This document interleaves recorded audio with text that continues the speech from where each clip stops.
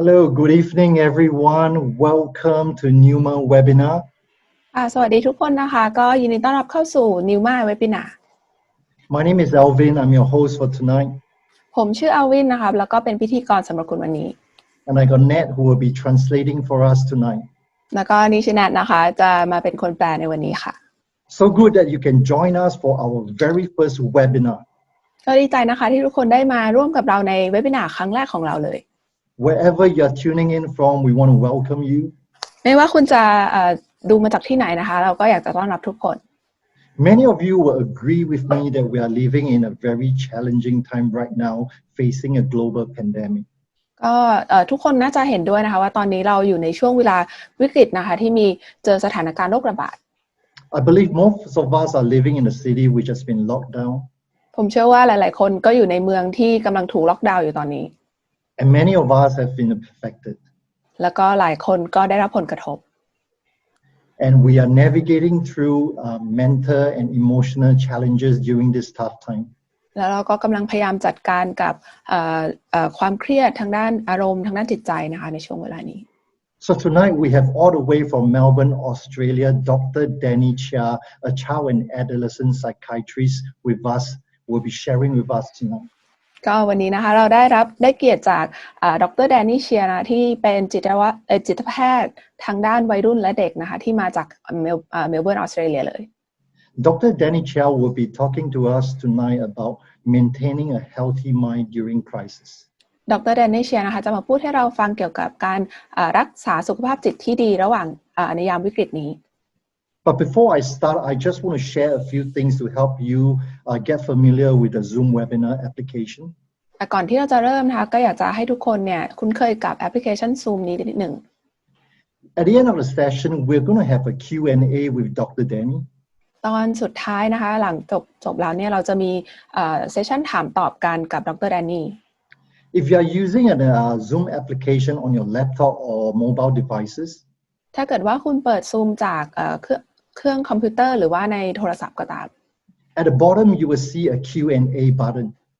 ตรงด้านล่างนะคะจะเห็นเป็นปุ่ม Q&A. So by clicking on the button, it enables you to submit questions to us. ก็โดยกดไปที่ปุ่มนั้นนะคะเราจะสามารถส่งคำถามมาได้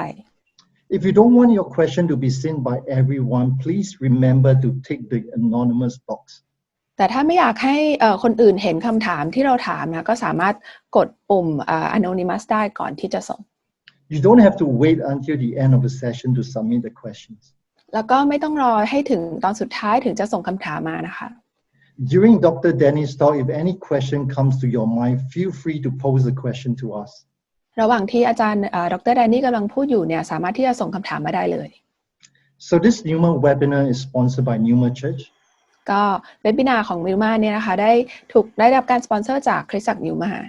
We are a global church with many locations in Australia and here, Bangkok, Thailand. เราก็เป็นคริสตจักรนะคะที่มีอยู่หลายๆที่ทั่วโลกนะคะแล้วก็มีที่หนึ่งในที่นั้นด้วยก็คือในกรุงเทพมหานคร Without any delay, I'm going to pass the time now to Dr. Danny. So join me in welcoming Dr. Danny Cheah. ก็เพื่อไม่ให้เป็นการเสียเวลานะคะเราจะส่งไม้ต่อไปที่ดร. แดนนี่เลยนะคะขอให้ทุกเราต้อนรับดร. แดนนี่ด้วยกันค่ะ Thank you, Elvin, for such a very warm welcome to all of us today. ก็ขอบคุณคุณอัลวินนะคะที่ต้อนรับเราอย่างอบอุ่นในวันนี้ And thank you to Neuma Bangkok Church for sponsoring this event for all of us to be able to come together to learn about our mental health during a crisis. แล้วก็ขอบคุณคริสตจักร Neuma กรุงเทพด้วยที่สปอนเซอร์อีเวนต์นี้นะคะเพื่อให้เราได้มาพูดคุยกันเรื่องเกี่ยวกับสุขภาพจิตในยามวิกฤตนี้I had the opportunity to visit the church late last year before we're not able to travel right now and met so many people who are lovely and so warm from Neuma Church Bangkok. ผมก็ได้มีโอกาสได้ไปเยี่ยมคริสตจักร Neuma เมื่อปลายปีที่แล้วนะคะก่อนที่จะเกิดสถานการณ์นี้ทั้งหมดนะแล้วก็ได้พบกับผู้คนมากมายที่น่ารักมากๆเลยI just want to take this opportunity to welcome all of you to this webinar today and hope you find this time really helpful, whether it's for you personally or for someone around you. ก็ผมอยากจะใช้เวลานี้ในการต้อนรับทุกๆคนที่เข้ามาแล้วก็อยากหวังว่าทุกคนจะได้รับประโยชน์กลับไปไม่ว่าจะสำหรับตัวเองหรือสำหรับครอบครัวหรือเพื่อนๆก็ตาม Sawadee krap to everybody who is in Thailand. ก็สวัสดีครับสำหรับทุกๆคนที่อยู่ในเมืองไทย I'm also going to try to say hello in a few other languages. Ta Cheah hao and apa kabar. In Tagalog, kinagagalakong makilalaka. In Spanish, hola, ¿cómo estás? And commentariez-vous in French. Just doing whatever I can to make everyone online feel as welcome and included as possible. ก็ผมจะพยายามพูดทักทายเป็นภาษาอื่นๆด้วยนะคะอย่างเช่นตาเจฮาวภาษาจีนนะคะส่วนภาษาที่เหลือนะคะตากาล็อกฝรั่งเศสอะไรนี้ก็พูดมาหมดเลยนะคะก็พยายามอยากจะให้ทุกคนได้รู้สึกว่าได้รับการต้อนรับเป็นอย่างดีนะคะไม่ว่าจะมาจากที่ไหนก็ตาม As Elvin explained, just encourage you to keep your questions coming through as I'm speaking about the talk today. ก็ตามที่คุณอัลวินได้พูดไปเมื่อสักครู่นะก็อยากจะให้ถามคำถามมาเรื่อยๆนะคะไม่ว่าผมกำลังจะพูดอะไรก็ตามถามได้ I'll introduce myself a little bit more. I'm a child and adolescent psychiatrist working in Melbourne, Australia. ก็ผมจะแนะนำตัวเองเพิ่มอีกนิดนึงนะคะคือผมเป็นจิตแพทย์วัยรุ่นและเด็กแล้วก็ทำงานอยู่ที่เมลเบิร์นออสเตรเลียThat means I'm a medical doctor who's trained to help people with issues dealing with their brain and their mind, with their thoughts, feelings, and behaviors. ผมก็เป็นแพทย์ที่ได้รับการฝึกฝนเกี่ยวกับให้รักษาเกี่ยวกับสมองเรื่องของสมองนะคะเรื่องของความคิดสุขภาพจิตต่างๆI lead a team of about 70 staff helping children and young people together with their families around a whole range of mental health difficulties such as anxiety or depression. ก็ผมก็มีทีมงานอยู่ทีมแพทย์อยู่ประมาณ70คนที่ทำงานด้วยกันนะครับแล้วก็ช่วยเหลือครอบครัวแล้วก็เด็กๆวัยรุ่นที่มีปัญหาทางด้านสุขภาพจิตIn addition to my usual work helping patients with mental health difficulties, I've had this opportunity to speak about mental health in a number of different cities across Australia and also overseas in Malaysia and also in Bangkok as well as in the USA. ก็ระหว่างที่ทำงานเนี่ยผมก็ได้มีโอกาสได้ช่วยเหลือกับคนครอบครัวตั้งแต่ในออสเตรเลียในมาเลเซียนะคะในประเทศไทยก็มีแล้วก็ทางสหรัฐอเมริกาก็มีAnd what I've learned from being able to travel and meet different people is to realize that the issues around mental health are quite similar across different parts of the world. และสิ่งที่ผมเรียนรู้ก็ระหว่างการเดินทางแล้วก็ไปช่วยเหลือผู้คนเนี่ยก็ได้พบว่าปัญหาสุขภาพจิตเนี่ยมีในทุกๆที่ไม่ทุกๆที่ทั่วโลกเลย And it's not just a Western problem. แล้วก็มันไม่ใช่แค่ปัญหาของชาวตะวันตกเท่านั้นThis is an especially important time, as Elvin mentioned earlier, to think about mental health, especially because we know that when there are massive impacts like the crisis that we're in on our social and economic well-being, it can severely affect people's mental health. ก็ดังที่คุณอัลวินได้พูดนะคะว่าด้วยวิกฤตแบบนี้เนี่ยที่เรากำลังเจอเนี่ยมันสามารถมีผลกระทบต่อสุขภาพจิตแล้วก็สภาพเศรษฐกิจต่างๆเนี่ยมันมีผลกระทบต่อผู้คนมากมาย So today's talk is not about training you to become a professional like myself. You don't need lots of qualifications or training. This is about helping everyone to be able to put things in place to be able to enjoy more positive mental health. ก็ในการสัมมนาในวันนี้เนี่ยไม่ได้คาดหวังว่าจะให้ทุกคนเนี่ยต้องมาเป็นผู้เชี่ยวชาญหรือเป็นแพทย์อย่างผมนะคะแต่ว่าจะสามารถทำให้ทุกคนเนี่ยสามารถนำอะไรบางอย่างไปปฏิบัติใช้ได้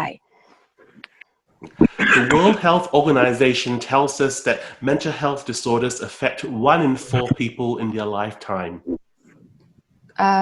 ในองค์กรอนามัยโลกนะคะได้บอกว่าปัญหาสุขภาพจิตเนี่ยเกิดขึ้นถึง1 ใน 4 คนในช่วงชีวิตของเขา That's a lot of people. นั่นก็คือคนที่จะเป็นจำนวนมากๆเลย And the research also tells us that currently there would be about 450 million people around the world who might be struggling with a mental health issue right now. แล้วก็จากผลการวิจัยเนี่ยก็ได้บอกด้วยว่าตอนนี้เนี่ยมีคนถึง450 ล้านคนที่กำลังมีปัญหาเกี่ยวกับสุขภาพจิตอยู่ทั่วโลก And that works out to be actually more than 6 times the population of Thailand. ซึ่งจำนวนนี้เนี่ยก็ เป็นจำนวนถึงประมาณ6เท่าของจำนวนประชากรในประเทศไทย I've been to Bangkok. That's a lot of people. แล้วผมก็เคยไปที่กรุงเทพนะครับนั่นก็คือเป็นจำนวนคนที่เยอะมากๆเลย Unfortunately, most people struggle to get help because often they don't understand what they might be going through, or they might be worrying that people around them might judge them. ก็เป็นที่น่าเสียดายที่หลายๆคนเนี่ยไม่กล้าที่จะเปิดเผยหรือว่ายอมรับว่าเขามีปัญหานี้เพราะว่าเขากลัวว่าคนรอบข้างเนี่ยจะตัดสินเขา Sometimes people may not be able to afford the help, or that the help may not be readily available in the place or country or city that you live in. หรือบางครั้งเนี่ยเขาอาจจะกลัวว่าหรือบางครั้งเนี่ยแหล่งความช่วยเหลือในแต่ละประเทศเนี่ยที่จะไปหาคุณหมอไปหาแพทย์เนี่ยอาจจะไม่พร้อมในพื้นที่ที่เขาอยู่ This is why we all need to focus on what we call universal prevention. ฉะนั้นเนี่ยเราถึงจะต้องมาโฟกัสกับการป้องกันในระดับโลก Universal prevention refers to things that all of us can do to be able to prevent mental health problems in our life or reduce the impact of mental health problems in our lives. ก็การป้องกันแบบ universal mental health prevention นะคะการป้องกันระดับโลกเนี่ยก็สามารถมาจัดการกับปัญหาที่เกิดขึ้นตามผู้คนได้ There are many things the government can do in terms of policy, but what's more important for us to focus on is what we can do as individuals, and that's in the area of learning about resilience. มันมีหลายอย่างที่รัฐบาลสามารถทำเพื่อช่วยเหลือผู้คนได้นะคะแต่ว่าในแต่ละคนเนี่ยก็สามารถฝึกหัดอะไรเรื่องอย่างเช่นที่เรากำลังจะมาพูดกันก็คือเรื่องของการยืดหยุ่น Learning resilience leads to good mental health. การฝึกให้ตัวเองมีความสามารถในการยืดหยุ่นและปรับตัวได้ตามสถานการณ์เนี่ยสามารถนำไปสู่สุขภาพจิตที่ดี Resilience refers to ability to bounce back from challenging experiences in life. Resilience นะคะคือความสามารถในการฟื้นตัวให้มีสุขภาพจิตที่ดีได้ในเมื่อเจอปัญหาต่างๆในชีวิต It also means to adapt to these changes in life with optimism and hope. มันยังหมายถึงว่าการที่เราสามารถที่จะฟื้นขึ้นจากปัญหาแล้วก็มองโลกในแง่ดีได้ And this is because mental health issues tend to affect us more when we're struggling with the challenges in life, the ups and downs that we all experience, especially if they are unexpected. แล้วก็อันนี้คือการที่เราสามารถปรับได้เมื่อมีขาขึ้นขาลงในชีวิตนะคะขึ้นอยู่กับว่าเราเจออะไร We might go through things like loss of a loved one, or losing our jobs, or the things that we value very strongly. เราอาจจะเจอปัญหาอย่างเช่นว่าการสูญเสียคนที่เรารักหรือว่าสูญเสียงานที่เราทำไป This can lead us to feeling stressed or afraid when life becomes uncertain, or that we feel that we don't have control. แล้วสิ่งต่างๆเหล่านี้ก็สามารถทำให้เกิดความเครียดในชีวิตได้แล้วก็รู้สึกว่าเราไม่สามารถควบคุมหลายๆอย่างในชีวิต It's natural to want to avoid problems in our lives. แล้วมันก็เป็นธรรมชาติที่เราจะหลีกเลี่ยงปัญหาที่เกิดขึ้นในชีวิตของเรา But I'm sure all of you would agree with me that we can't avoid problems. แต่คิดว่าทุกคนก็คงจะเห็นด้วยกับผมที่ว่าเราไม่สามารถที่จะหลีกหนีปัญหาหรือว่าไม่เผชิญกับปัญหาไปได้ตลอดเวลา We should try our best to accept these changes and to be able to try and learn from them and see these changes as an opportunity to learn rather than a form of failure. ฉะนั้นเนี่ยแทนที่จะหนีปัญหาเนี่ยเราก็ควรที่จะเรียนรู้ที่จะเผชิญหน้ากับมันแล้วก็เรียนรู้อะไรบางอย่างจากมัน I'm going to now talk through some practical tips that can help all of us cope with struggles in our life and to be able to develop better resilience. ก็ผมจะมาบอกให้ฟังว่ามันมีเคล็ดลับในแนวทางในการปฏิบัติอะไรบางอย่างที่จะทำให้เราช่วยฝึกฝนความสามารถในการฟื้นตัวนี้ได้ After this talk, you will receive a handout with a summary of these 8 practical tips. หลังจากสัมมนาครั้งนี้นะคะทุกคนจะได้รับทางอีเมลนะคะจะเป็นแนวทางปฏิบัติทั้ง8ข้อนี้ I really want to emphasize that these tips are not rules that you place in your life to make your life more stressful. ผมก็อยากจะเน้นว่าทั้ง8ข้อนี้ไม่ใช่กฎที่จะมาทำให้ชีวิตคุณนั้นเครียดไปกว่าเดิม But rather, I would encourage you to sit down with someone and think or Zoom them or do a video call with someone to talk about how you can put these practical tips or guides into practice in your life, because all of us have different applications. ก็อยากจะหนุนใจให้ทุกคนนะคะลองคุยกับใครบางคนนะคะจะผ่านซูมวิดีโอคอลอะไรก็ตามเนี่ยแล้วก็มาดูกันว่าคุณจะสามารถปฏิบัตินำทั้ง8ข้อนี้ไปใช้ในชีวิตได้ยังไงYou may even want to ask more questions during the Q&A later about this, so please keep your questions coming. คุณอาจจะอยากถามคำถามเกี่ยวกับทั้ง8ข้อนี้หลังจากที่ในห้อง Q&A ก็ได้นะครับก็ไม่ต้องกลัวนะคะถามมาได้เลย Now, the most important and the first point is really to learn to stop. ข้อแรกที่สำคัญที่สุดเลยนะคะคือต้องเรียนรู้ที่จะหยุด We need to actually practice taking breaks in our lives, whether it's just 10 minutes to pause during the middle of the day, or having a day off in the week, or scheduling regular breaks. ก็เราจะต้องเรียนรู้ที่จะรู้จักหยุดนะคะไม่ว่าจะเป็นแค่ช่วงเวลา10นาทีของวันหรือว่าจะเป็นวันหนึ่งหรือเราต้องเรียนรู้ที่จะพักแล้วก็หยุด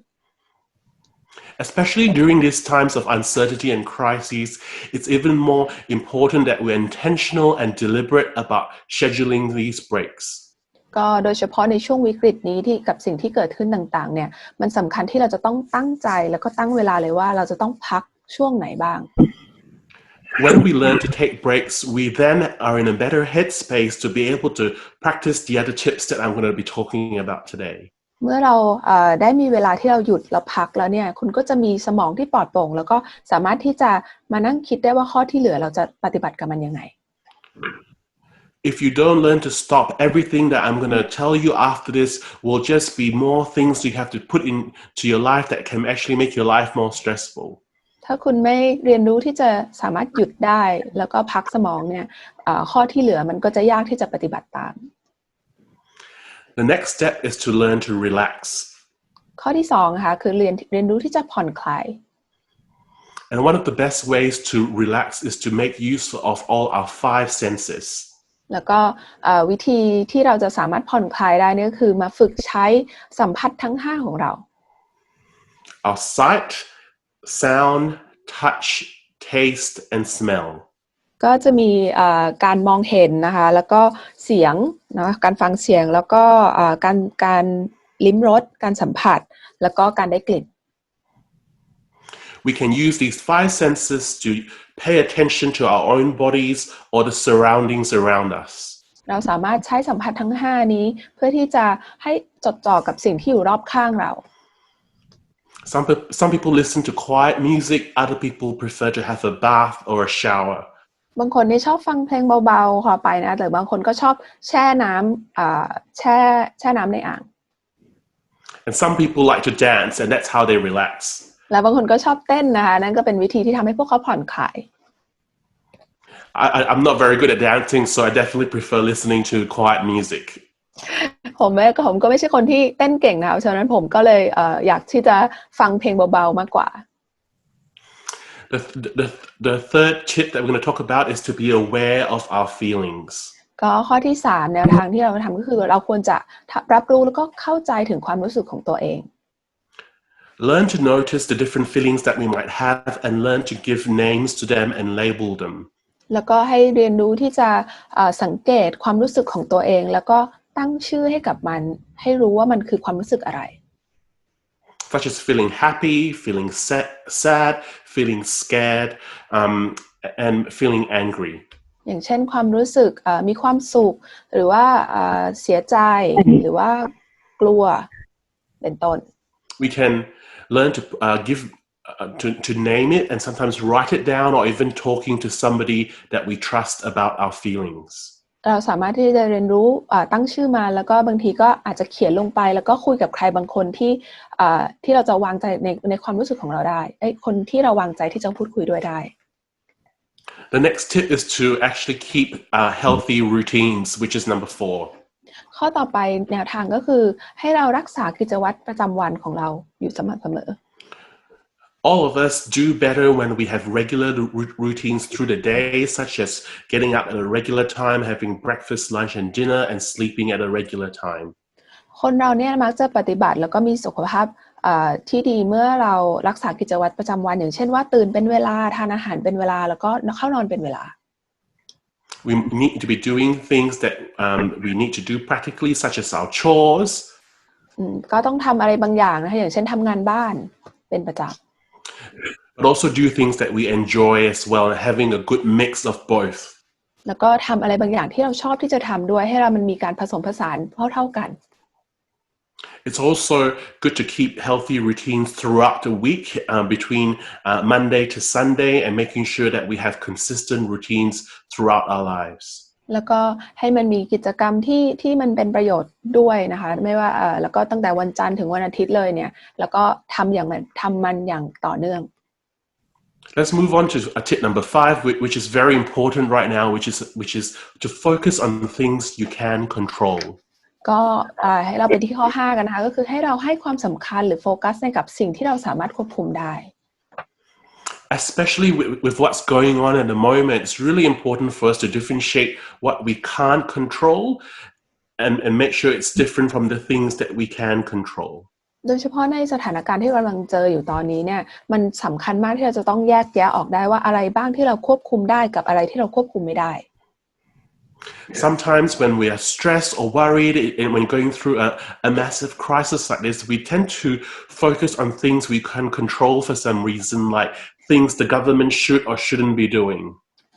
บางครั้งเนี่ยเวลาเราเจอปัญหาอะไรแบบนี้มันก็ยากที่เราจะมาโฟกัสกับสิ่งที่เราทำได้เพราะว่า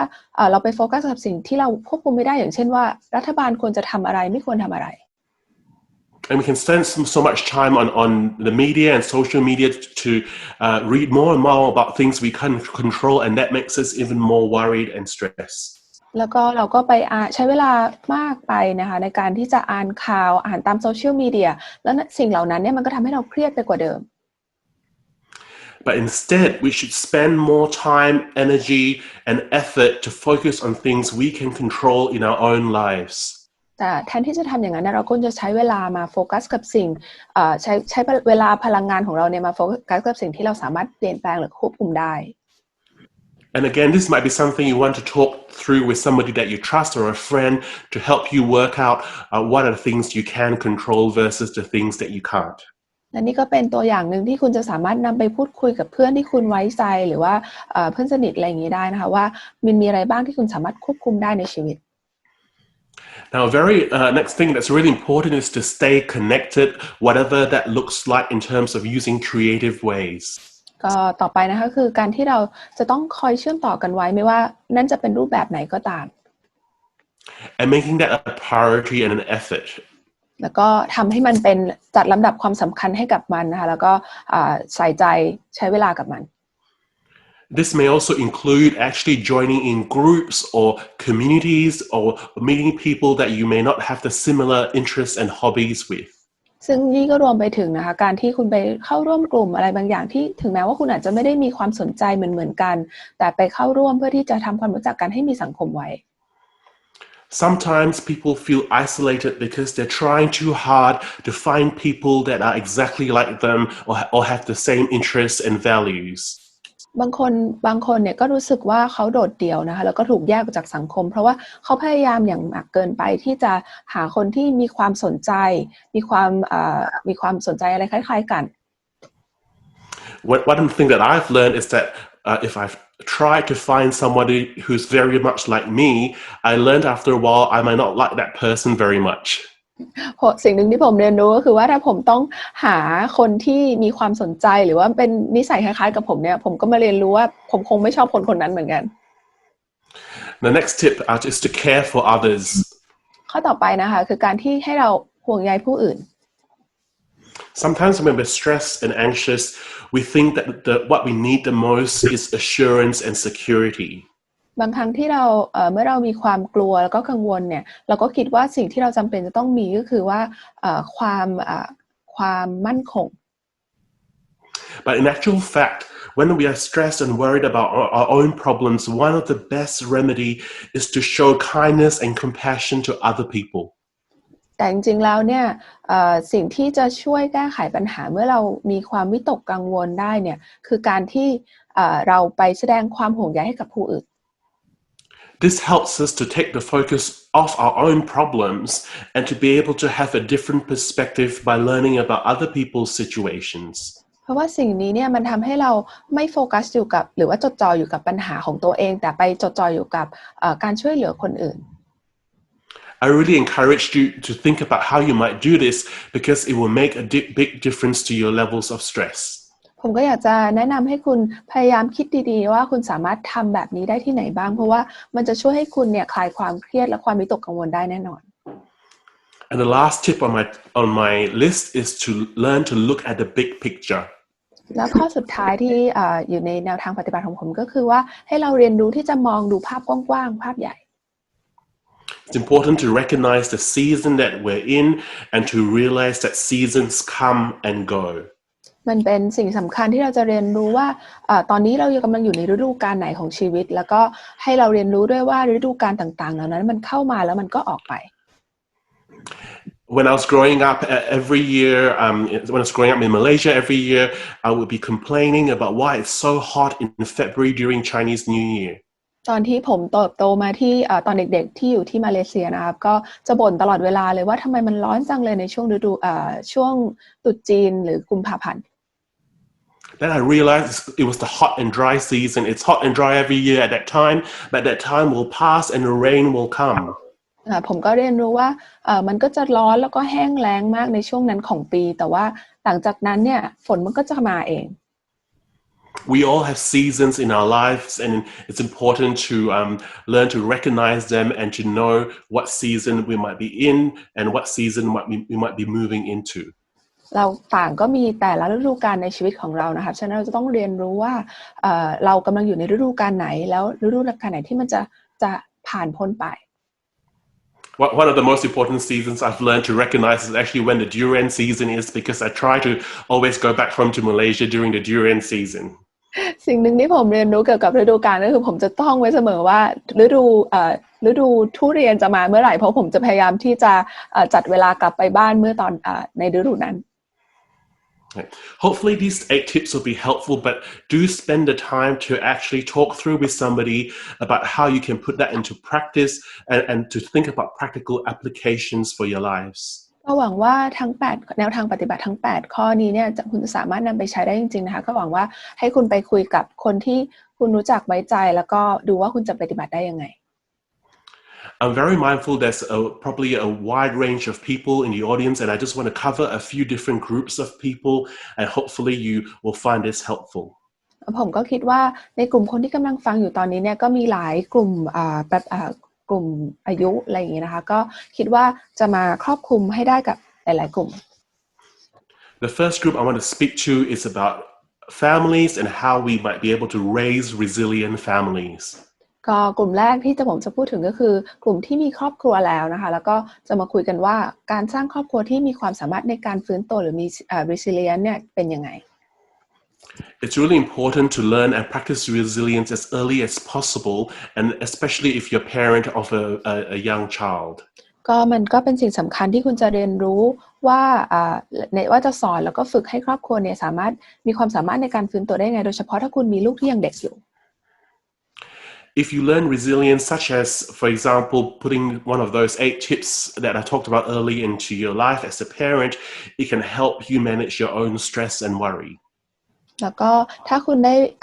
เรียนรู้ที่จะสอนลูกแบบนี้เนี่ยมันก็สามารถทำให้คุณเนี่ยคลายความกังวลแล้วก็ความเครียดได้ This is especially important because we know that children learn the most from what they see and what they observe rather than what they're told. สิ่งนี้เนี่ยสำคัญมากเพราะว่าเรารู้ว่าเด็กๆเนี่ยจะเรียนรู้ได้ดีเมื่อเขามองเห็นแล้วก็ปฏิบัติตามแทนที่จะฟังแล้วก็ปฏิบัติตาม Also, children need consistency to be able to learn and grow and thrive. แล้วก็เด็กๆเนี่ยจำเป็นที่จะต้องพบอะไรอย่างต่อเนื่องเป็นประจำเพื่อที่เขาจะสามารถเรียนรู้ในสิ่งนั้นได้แล้วก็ลองปฏิบัติตามด้วยตัวเอง Children learn best when there's a combination of feeling nurtured and feeling kindness in their life, as well as having clear and consistent boundaries. แล้วก็เด็กๆเนี่ยจะเรียนรู้แล้วก็รู้สึกดีเมื่อเขาได้รับการเลี้ยงดูอย่างดีแล้วก็มีการปฏิบัติต่อเขาด้วยความอ่อนน้อมนะคะแล้วก็เป็นสม่ำเสมอ You can probably learn about lots of different tips about parenting from books and websites online, but I just want to tell you about one very important point. คุณอาจจะไปหาอ่านได้เลยว่าวิธีการเลี้ยงลูกที่ดีดูตามหนังสือตามออนไลน์นะคะว่ามันคงมีหลายข้อมูลแต่ว่าสิ่งที่สำคัญสิ่งหนึ่งที่ผมต้องการบอก The most important point I want to point out is the importance of emotional availability. สิ่งที่ผมต้องการบอกสิ่งที่สำคัญก็คือความพร้อมในการที่จะให้กับเรื่องอารมณ์ Yeah. As parents, you often you work really hard to provide for your children, to provide them educational opportunities and material things. เป็นคุณพ่อคุณแม่เนี่ยคุณก็พยายามทำงานหนักเพื่อที่จะหาเงินมาเลี้ยงดูลูกเพื่อให้ลูกนั้นมีความพร้อมในทุกๆอย่าง And you make many sacrifices for your children. แล้วคุณก็เสียสละหลายๆอย่างเพื่อลูกของคุณ But what your children need the most from you, first and foremost, is your emotional availability. แต่สิ่งที่ลูกคุณจำเป็นจะต้องได้จากคุณเลยคือความพร้อมในทางด้านอารมณ์ที่คุณมีให้กับเขา That means to be able to recognize your own thoughts and feelings. นั่นคือการที่คุณสามารถรู้ได้ว่าความคิดและความอารมณ์ของคุณเนี่ยเป็นยังไง And then to be able to understand the thoughts and feelings of your child. แล้วก็ความสามารถที่คุณจะเข้าใจความคิดแล้วก็ความรู้สึกของลูกของคุณเอง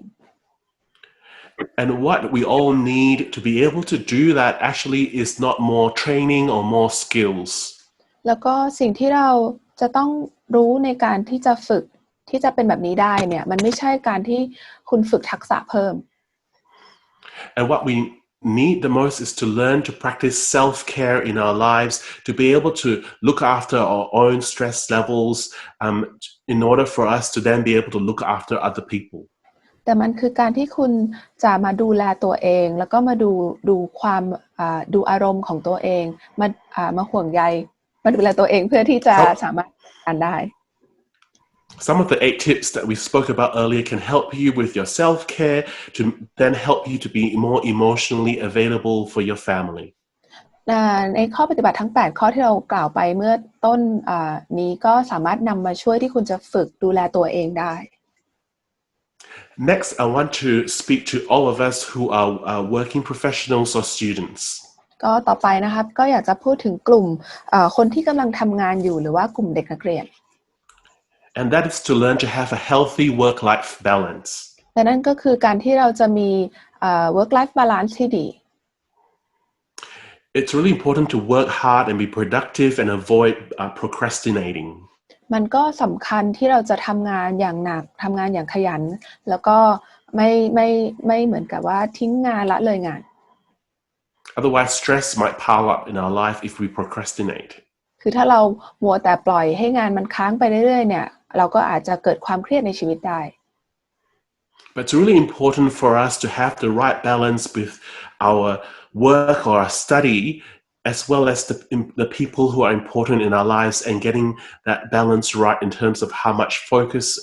and time we spend on those 2 areas. แต่มันก็เป็นสิ่งสำคัญที่เราจะมาเรียนรู้การวางสมดุลนะคะหรือบาลานซ์ให้กับชีวิตของเรากับเพื่อนๆของเราคนที่สำคัญในชีวิตของเรากับงาน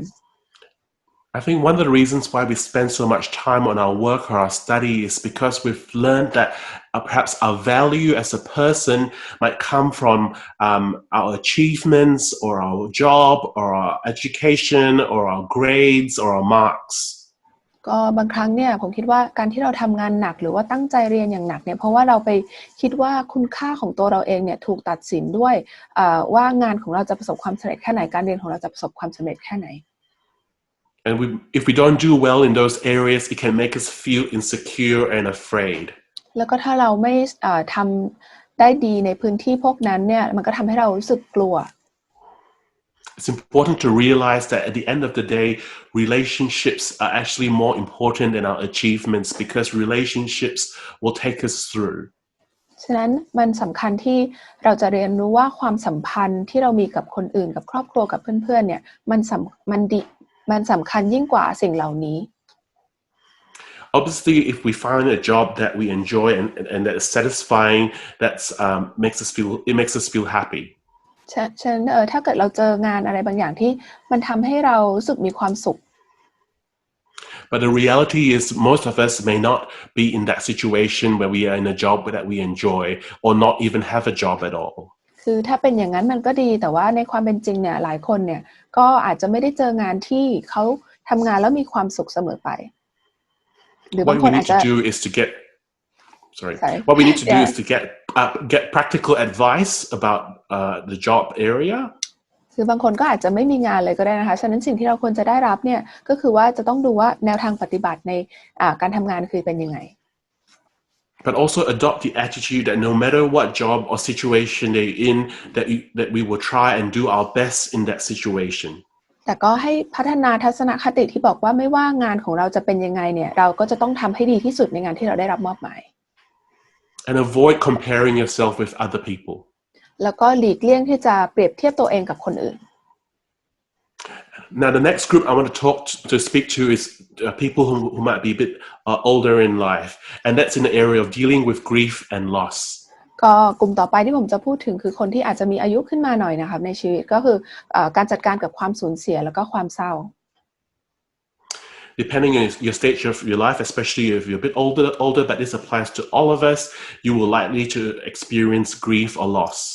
ก็ขึ้นอยู่กับว่าคุณอยู่ในช่วงไหนของชีวิตนะคะแต่ว่าจริงๆแล้วมันก็ใช้ได้กับทุกๆช่วงอายุแหละเพราะว่าคุณอาจจะต้องเจอกับความสูญเสีย Dealing with grief is part of dealing with the ups and downs of life that we go through. การจัดการกับความสูญเสียในชีวิตเนี่ยมันก็มีผลกับช่วงที่เราต้องมันเหมือนกับการที่เราต้องจัดการกับช่วงขึ้นขาลงในชีวิต It's important to be able to accept how we are feeling and learn to talk through with someone else about how we might be feeling when we're going through that stage. ก็มันจะเป็นสิ่งสำคัญที่เราจะสามารถพูดคุยเรื่องพวกนี้ได้เมื่อคุณกำลังผ่านช่วงชีวิตช่วงที่มีเกิดการสูญเสียขึ้นกับใครบางคนให้สามารถคุยกับคนนั้นได้ We can't pretend that we're not feeling sad or angry. เราไม่สามารถที่จะเหมือนกับแสดงเหมือนกับว่าเราไม่ได้รู้สึกโกรธหรือรู้สึกเสียใจกับสถานการณ์ที่เกิดขึ้น Once we accept our feelings, we are able to also accept the things that we cannot change to be able to move on to the next stage. เมื่อเรา I'm sorry, can you repeat that, please? When we learn to accept our feelings, we are then able to accept the situation that we're in to be able to move on to the next stage. เมื่อเราเรียนรู้ที่จะยอมรับกับความรู้สึกกับสถานการณ์ที่เกิดขึ้นเราก็จะสามารถเรียนรู้ที่จะยอมรับการให้เราสามารถก้าวไปข้างหน้าได้ Also, if we remain connected with people in our life and be connected in community, we are then able to cope with grief and loss much better. แล้วก็ถ้าเรายังคงเชื่อมต่อไปกับเพื่อนหรือสังคมหรือกลุ่มต่างๆเนี่ยมันก็จะทำให้เราจัดการกับความรู้สึกในการสูญเสียเนี่ยความเศร้าต่างๆนี้ได้ดีขึ้น We're coming towards the end of the talk, but we're not quite finished yet. So I'm just wanting to hopefully you haven't lost too many of you over the course of the last half an hour, but really want to emphasize the importance for all of us to stay connected in community. เราก็เกือบจะจบการสัมมนาครั้งนี้นะแต่ว่าก็หวังว่าสิ่งที่พูดไปเนี่ยไม่ทำให้ใครนี่หลุดแล้วก็หายไปนะคะก็แต่อย่างที่สิ่งที่อาจจะเน้นก็คือว่าให้ทุกคนเนี่ยยังคงอยู่ในการเชื่อมต่อตัวเองเข้าไว้ในสังคม We all have different interests, preferences, and personalities. เราต่างก็มีความสนใจที่ต่างกันแล้วก็มีความชอบไม่เหมือนกันนิสัยก็ไม่เหมือนกัน And it's really important that we keep an open mind to be able to meet different people from all walks of life. ฉะนั้นมันก็สำคัญที่เราจะสามารถเปิดหูเปิดตาแล้วก็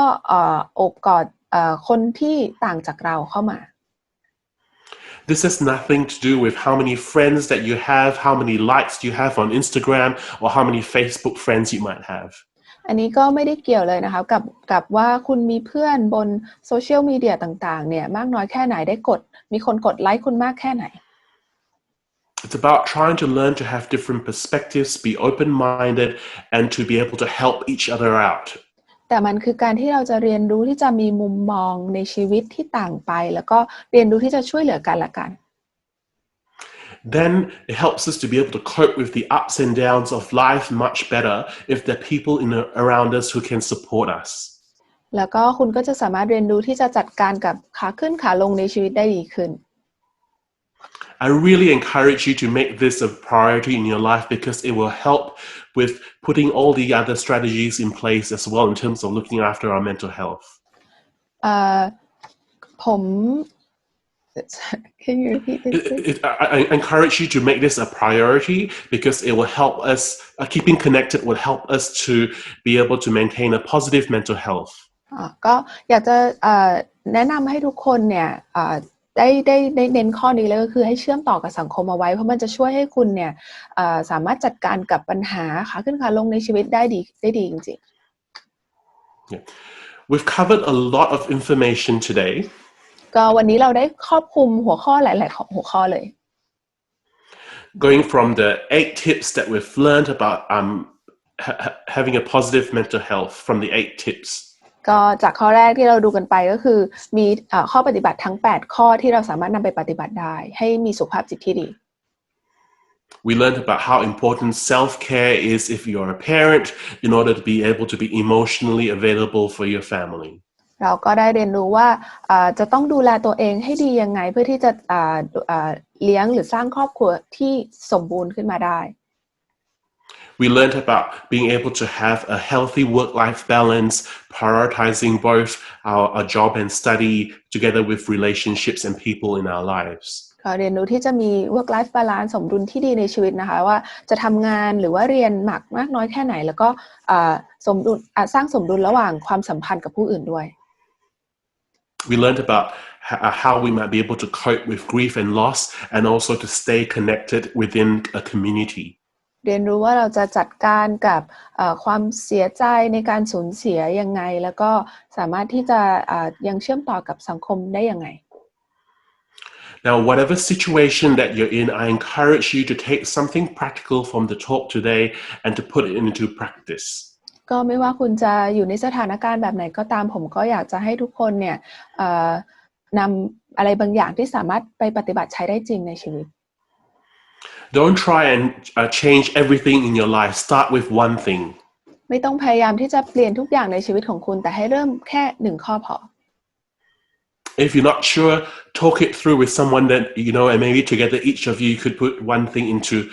practice in your life from this talk today. ถ้าเกิดว่าคุณไม่แน่ใจเนี่ยก็อาจจะลองเอาสิ่งนี้ไปพูดคุยกับคนที่คุณไว้ใจแล้วก็ลองดูว่าอันไหนบ้างที่คุณสามารถทำได้ Thank you for listening to us, and also a very big thank you to Nat for the translation over the last 40 minutes. ก็ขอบคุณนะคะที่ทุกคนเข้ามาร่วมฟังผมตอนนี้แล้วก็ขอบคุณแนทด้วยที่ช่วยแปลให้ในวันนี้ Yeah. I hope that you'll be able to stay on and join us for a Q&A time where hopefully I'll be able to answer specific questions that you might have and help you to work through some applications from the talk today. ก็หวังว่าทุกคนยังสามารถอยู่ต่อได้เพื่อที่จะมาฟังช่วงถามตอบของเรานะคะแล้วก็หวังว่าจะตอบคำถามทุกคนได้เหมือนกัน I'm going to hand this time back to Alvin, who's going to lead us through the question and answers time. ก็อยากจะส่งต่อช่วงเวลานี้ให้กับคุณอัลวินนะคะที่จะมาช่วยเป็นพิธีกรในการตอบคำถามของเรา Welcome back, Alvin. Hey, thank you, Dr. Danny. That was really helpful. ก็ขอบคุณนะครับกับดร. แดนนี่ที่สักครู่นี้เป็นข้อมูลที่เป็นประโยชน์มากๆเลย So I'm going to ask you the first question. Does the smell of durian affect mental health? คำถามแรกนะคะคือกลิ่นทุเรียนเนี่ยมีผลกระทบต่อสุขภาพจิตหรือเปล่า I haven't found a study yet, but I'm convinced that it helps you with a positive mental health. It releases special chemicals in your brain to make you feel good. ก็ผมไม่ได้เห็นว่ามีใครเอาเรื่องนี้ไปศึกษานะแต่ผมมั่นใจว่ามันสามารถปล่อยสารเคมีอะไรบางอย่างที่ทำให้สุขภาพจิตของคุณดีมาก Yeah, because they And I'm going to offend the 70 million people in Bangkok by saying Malaysian durian is better. ก็คนไทยอาจจะไม่ชอบนะคะ70 ล้านคนเนี่ยเพราะว่าผมอยากจะบอกว่าผมคิดว่าทุเรียนของมาเลเซียอร่อยกว่านะ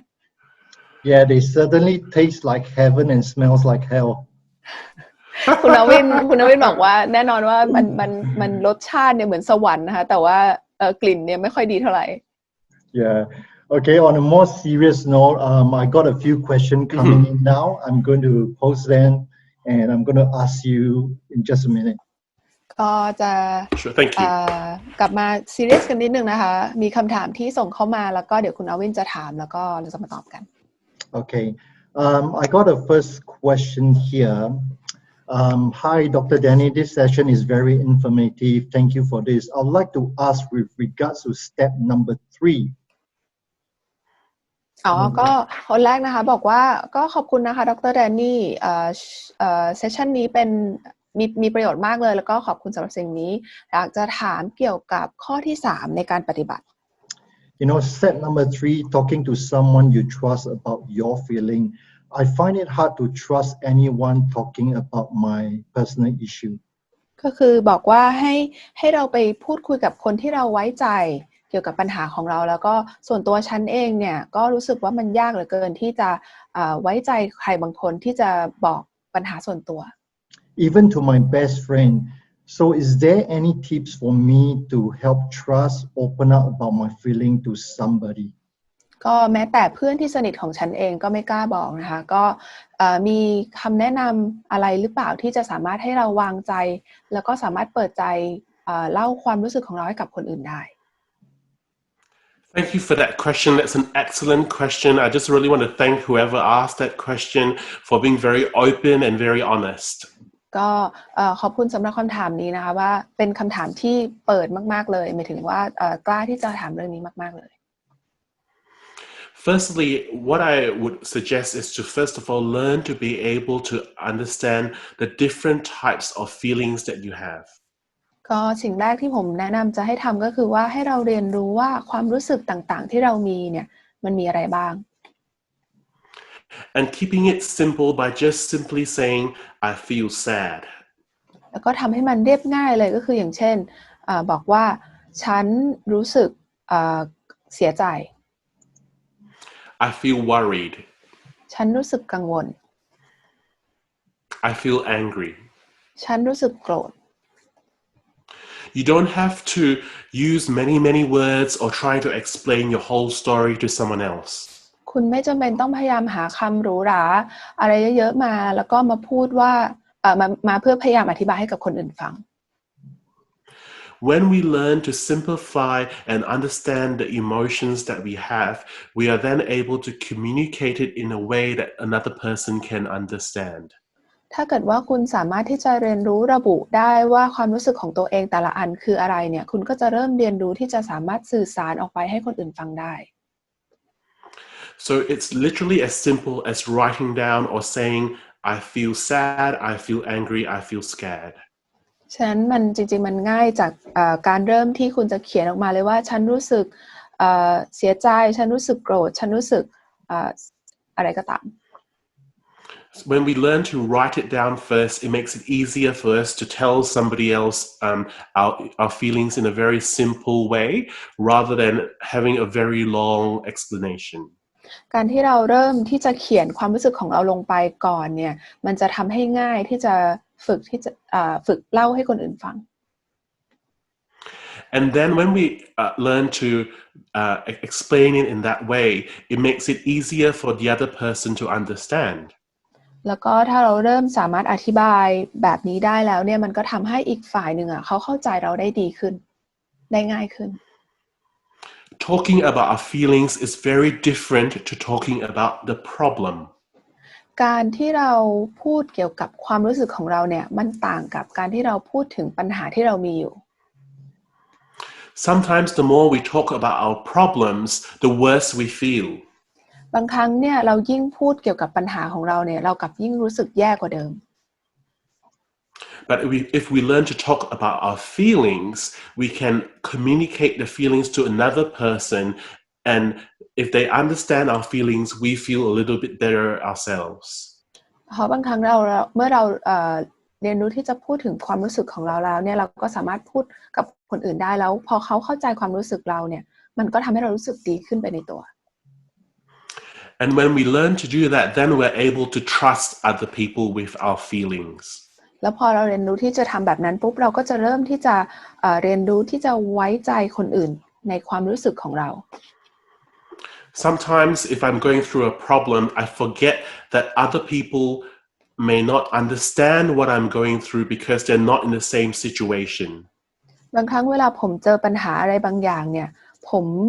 รู้สึกว่ามันยากที่คนอื่นจะเข้าใจเพราะว่าคิดว่าเขาไม่ได้เจอปัญหาแบบเดียวกับที่ผมเจอ And when we don't understand when somebody doesn't understand how we think or feel, then we feel like we can't trust them. แล้วก็พอเราคิดว่าคนอื่นไม่สามารถเข้าใจปัญหาที่เรากำลังเจออยู่ได้เนี่ยคุณก็ไม่กล้าที่จะวางใจเขา We can build trust by slowly explaining our feelings rather than our problems. เราสามารถสร้างความวางใจความไว้ใจจากผู้อื่นได้เนี่ยกับผู้อื่นได้เนี่ยโดยการที่จะเรียนรู้ที่จะให้เขาเข้าใจความรู้สึกเราก่อน Hopefully that answers your question. ก็หวังว่านั่นจะช่วยตอบคำถามคุณได้นะคะหวังว่ามันจะเป็นประโยชน์ Okay, Dr. Danny, I got a second question here. I am self-isolating at home and it feels like every day is the same at the moment. ก็คำถามต่อไปที่ผมมีนะครับก็คือตอนนี้ผมกำลังต้องถูกแยกตัวแล้วก็อยู่ที่บ้านแล้วก็รู้สึกเหมือนกับว่าทุกๆวันเป็นเหมือนเดิมเลย It is becoming hard to stay motivated and stop procrastinating. Do you have any tips to help stay motivated? เราก็รู้สึกว่ามันยากจังเลยที่จะทำให้ตัวเองเนี่ยกระตุ้นให้กระตือรือร้นที่จะทำอะไรบางอย่างได้แล้วก็ไม่เหมือนกับไม่ปล่อยละเลยงานให้ข้ามผ่านไปวันๆมีคำแนะนำไหนไหมที่จะสามารถทำให้เราเนี่ยยังรู้สึกกระตือรือร้นที่จะทำอะไรบางอย่างอยู่ That's a really great question about how do we stay motivated when we're going through self-isolation and our routines are very different to what our usual routines are. I would suggest to actually think a bit about being able to understand some of the things that you have to do in your life and also the things that you enjoy doing in your life and making a list. So a list of things you have to do and a list of things you enjoy doing. ก็คิดว่าเป็นคำถามที่ดีนะคะเพราะว่าตอนนี้ก็มีหลายคนที่ต้องเจอสถานการณ์แบบนี้คือที่จะแนะนำก็คือให้เราสร้างรายการขึ้นมาว่าอะไรคือสิ่งที่เราต้องทำแล้วก็อะไรสิ่งที่เราอยากจะทำ And then maybe drop a timetable from morning to night or from Monday to Sunday. แล้วก็ให้วาดตารางขึ้นมาจากตอนเช้าถึงตอนกลางคืนแล้วก็จากวันจันทร์ถึงวันอาทิตย์ And fill the timetable with a mix of the things we need to do and the things we enjoy doing. แล้วก็ให้เราใส่ลงไปในตารางว่ามันมีอะไรบ้างที่เราต้องทำให้ผสมกันไปนะคะสิ่งที่เราจำเป็นต้องทำกับสิ่งที่เรามีความสุขที่จะทำ So for example, clean your house or tidy your house and also be able to do your hobbies or call a friend or speak to someone on the phone. อย่างเช่นว่าต้องทำความสะอาดบ้านหรือว่าทำงานอดิเรกอะไรบางอย่างหรือว่าโทรหาเพื่อน This sounds like I'm giving you advice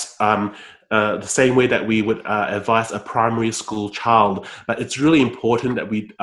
deliberate about doing this. ก็สิ่งนี้ที่ผมแนะนำเนี่ยมันเหมือนกับเป็นคำแนะนำที่คุณอาจจะให้กับเด็กประถมทั่วไปเลยนะคะแต่ว่าจริงๆแล้วมันสำคัญที่คุณตั้งใจทำสิ่งนี้ That's because the usual routines that we rely on have disappeared. เพ ราะว่านั่นเป็นเพราะว่ากิจวัตรประจำวันที่เรามักจะทำอยู่เป็นประจำเนี่ยมันได้หายไปแล้ว like getting up in the morning and taking public transport to go to work. Some of you might be working at home or not be able to work at the moment. อย่างเช่นว่าปกติเนี่ยเราก็จะต้องตื่นตอนเช้าเตรียมตัวเดินทางไปทำงานแต่ตอนนี้คนก็จะต้องมาทำงานที่บ้านแทนแล้ว So then you might need to think about a new routine to replace that travel time, such as maybe some exercise you can watch, you can do at home by say following a YouTube exercise video, or actually making an appointment with a friend for 20 minutes to do some exercise together using something like the webinar or Zoom. ก็อย่างเช่นว่าแทนที่จะเป็นการเดินทางเนี่ยเราอาจจะใช้เวลานั้นเนี่ยมาเป็นการออกกำลังกายนัดกับเพื่อนเพื่อที่จะอย่างเช่นใช้เว็บบินาร์ Zoom อะไรอย่างนี้เพื่อที่จะออกกำลังกายด้วยกันกับเพื่อน If it's possible for you to go for a walk, whether it's allowed to go for a walk, do try and do that. If not, think about some different ways that you can be creative in terms of being able to use the space that you have even within the place that you live. ก็ถ้าเป็นไปได้ถ้าคุณสามารถออกไปเดินออกไปข้างนอกได้โดยที่ตำรวจไม่จับนะคะก็ควรจะออกไปนะหรือว่าใช้พื้นที่ในห้องที่คุณมีอยู่เนี่ยแล้วก็ใช้ความคิดสร้างสรรค์ลองคิดดูว่าทำอะไรกับมันได้ And reach out to a friend so that together with someone you can brainstorm different ideas about how you can be creative in making healthy routines in your day-to-day schedule. แล้วก็ให้ลองก้าวไปหาเหมือนกับติดต่อเพื่อนไปแล้วก็ลองดูกันว่าจะทำอะไรร่วมกันได้นะคะแล้วก็สร้างกิจวัตรประจำวันใหม่ขึ้นมา Also, take this opportunity to think about maybe you can learn new things, sign up for a new online course, read different books. So be open-minded to trying different things you didn't used to do. แล้วก็ใช้โอกาสนี้ในการที่เราอาจจะเรียนรู้อะไรใหม่ๆหรือว่าหาหนังสือมาอ่านหรือว่าให้เราเปิดใจลองทำอะไรใหม่ๆดู And sometimes we may be reluctant to do that because we assume that we may not enjoy it. แล้วบางครั้งเนี่ยเราก็ไม่กล้าที่จะเริ่มหรือว่าไม่ได้คิดอยากจะเริ่มเพราะเราคิดว่าเราอาจจะไม่ทำแล้วก็ไม่สนุกไม่ได้ชอบ But be open-minded and try a range of different things and you will find something that you will enjoy doing that's new for you.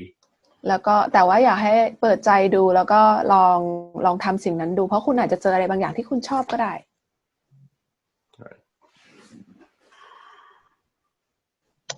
Okay, Dr. Danny, I got this question here. Okay, I have bipolar 2. I'm no lithium meds. Should I do something else to help self? I'm exercising, eating well, and getting a lot of sleep, but isolated living in own.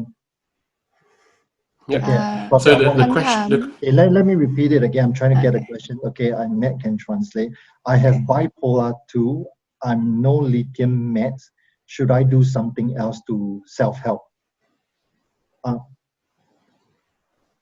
โอเคค่ะคำถามนะคะก็คือว่าตอนนี้เนี่ยผมมีbipolar 2นะคะเป็นโรคชนิดหนึ่งแล้วก็ทานยาลิเธียมอยู่นะคะควรจะทำอะไรบางอย่างไหมที่จะช่วยตัวเองนะคะช่วยหมายถึงว่าช่วยให้สุขภาพดีขึ้นนะคะแล้วก็Alvin Yeah, so I think I'm exercising, eating well, and getting a lot of sleep, but isolated, living on. I think living in own. I assume is living by yourself. โอเคแล้วก็ตอนนี้ก็ออกกำลังกายแล้วก็ทานอาหารที่ดีนะคะแล้วก็ได้นอนอย่างนอนเต็มอิ่มนะคะแต่ว่าก็ใช้ชีวิตอยู่คนเดียว Yeah. So just to encourage you, so just to explain also to everyone else, so bipolar disorder is a specific type of mental illness. I don't have a lot of time to explain the details of that, but it's a type of mental illness that usually requires treatment with both medication, counseling, as well as lifestyle strategies. So if you're struggling with a specific mental health condition, and you're under treatment by your doctor or psychiatrist or your psychologist or professional, I encourage you to also seek their help and advice because they know your situation better. ค่ะก็อันนี้เนี่ยต้องอธิบายนิดนึงว่า bipolar 2เนี่ยก็เป็นโรคชนิดหนึ่งนะคะคงไม่มีเวลาอธิบายมากแต่ว่าเป็นโรคเฉพาะชนิดหนึ่งซึ่งสิ่งที่แนะนำก็คือว่าถ้าใครมีโรคประจำตัวอยู่แล้วก็ทานยาอยู่เป็นประจำเนี่ยคิดว่าอยากจะให้ไปปรึกษาคุณหมอผู้เชี่ยวชาญนะคะว่าจะต้องทำอะไรบ้าง And make sure that you take your medications as prescribed and to have regular checkups with your doctor. แล้วก็ให้ทานยาอย่างสม่ำเสมอแล้วก็มาไปหาคุณหมอเป็นประจำตามที่คุณหมอสั่ง The things we can talk about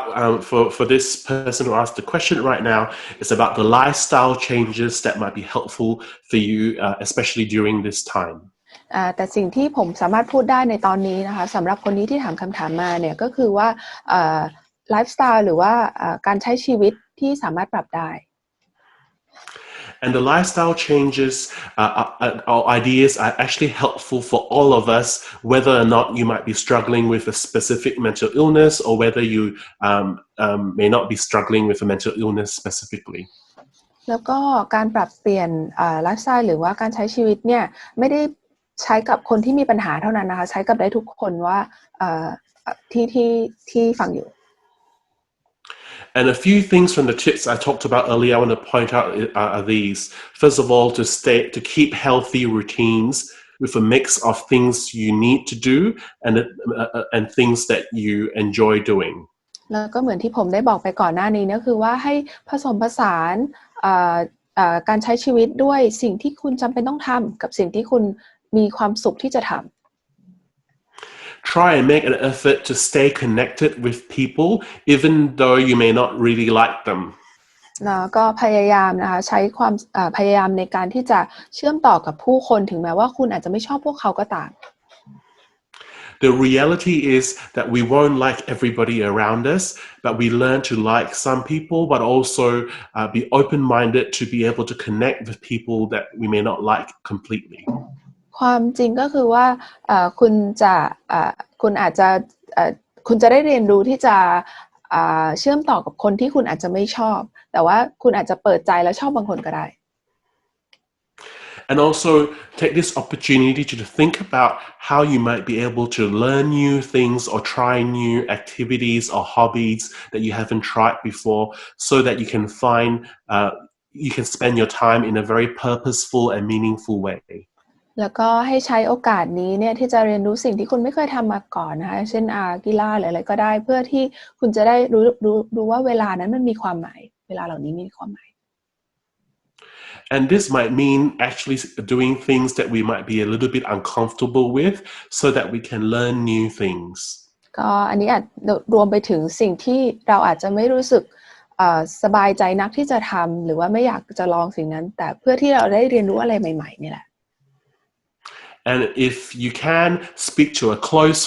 family member or a friend who can help you to think through some ideas as well.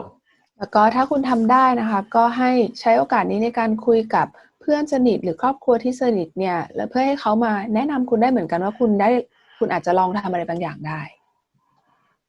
And make sure that you check in with a close friend or a family member on a regular basis, particularly if you're struggling with a mental health illness. แล้วก็ให้มั่นใจว่าคุณยังติดต่อกับครอบครัวหรือเพื่อนอยู่สม่ำเสมอนะคะโดยเฉพาะถ้าคุณมีปัญหาทางสุขภาพจิตอยู่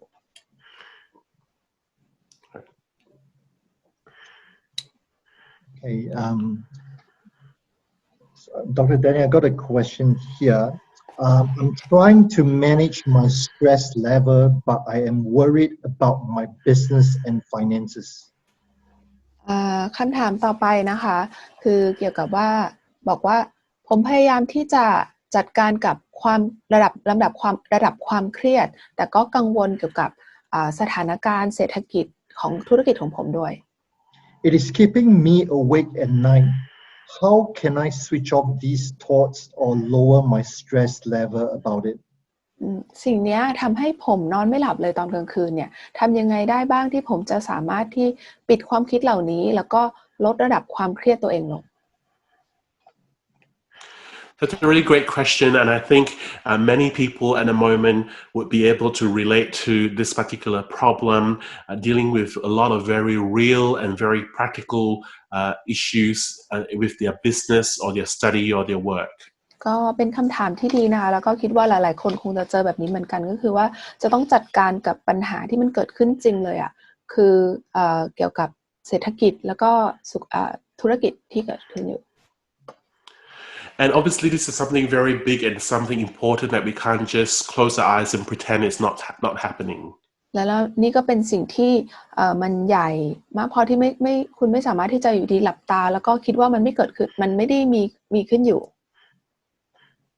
But also it's important not to spend 100% of our time devoted onto problems that might be very difficult to solve.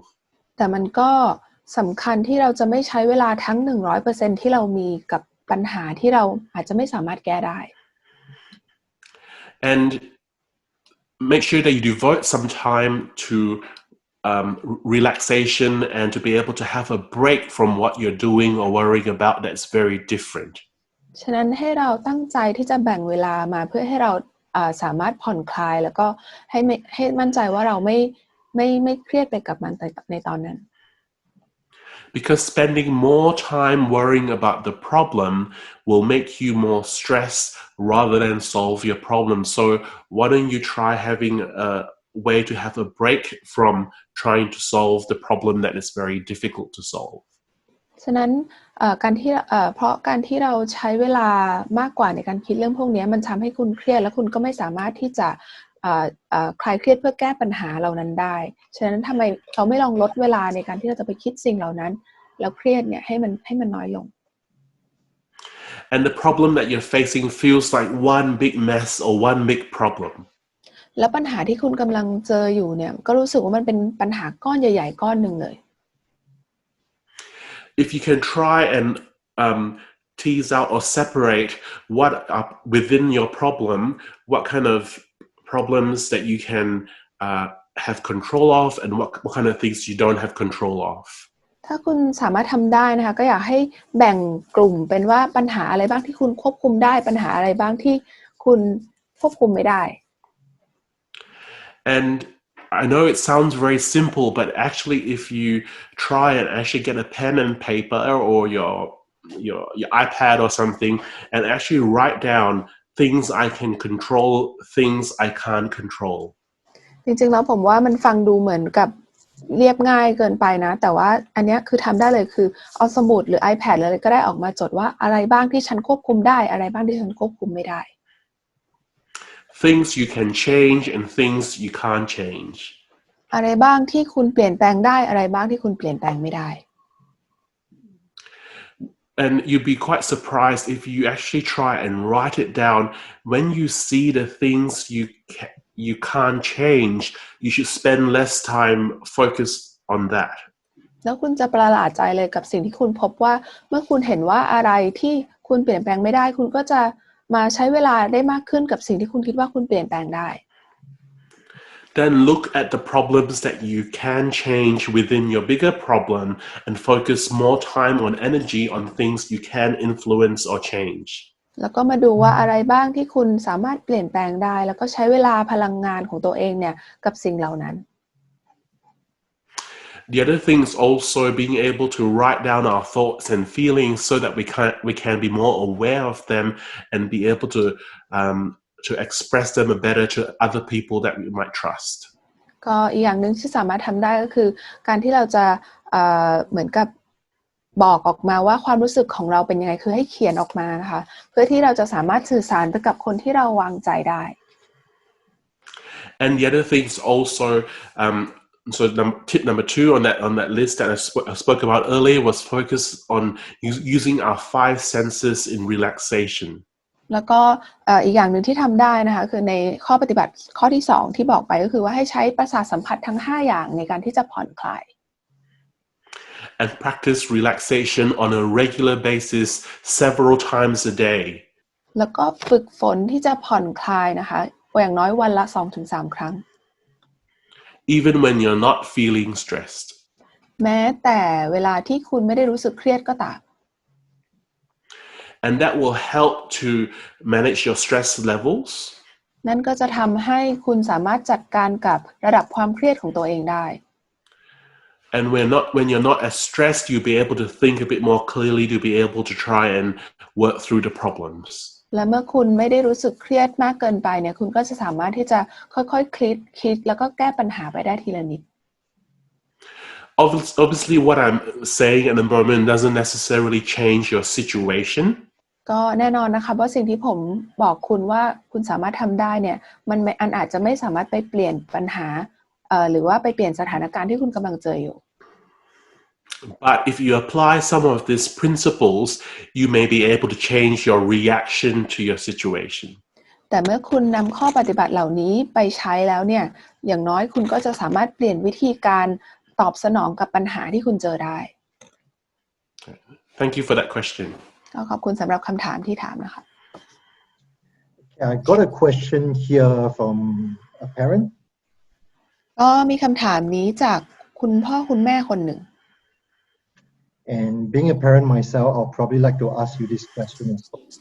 ก็ส่วนตัวผมเองก็เป็นคุณพ่อเหมือนกันก็เลยอยากจะถามคำถามนี้ด้วยเหมือนกัน Is it too much to expect a child to understand what stress is? What's the best way to explain what it is? ก็มันยากเกินไปหรือเปล่าที่เด็กคนหนึ่งจะเข้าใจว่าความเครียดคืออะไรแล้วก็วิธีไหนบ้างที่จะอธิบายเรื่องนี้ได้ดีที่สุด I've previously used analogies like my tank is empty,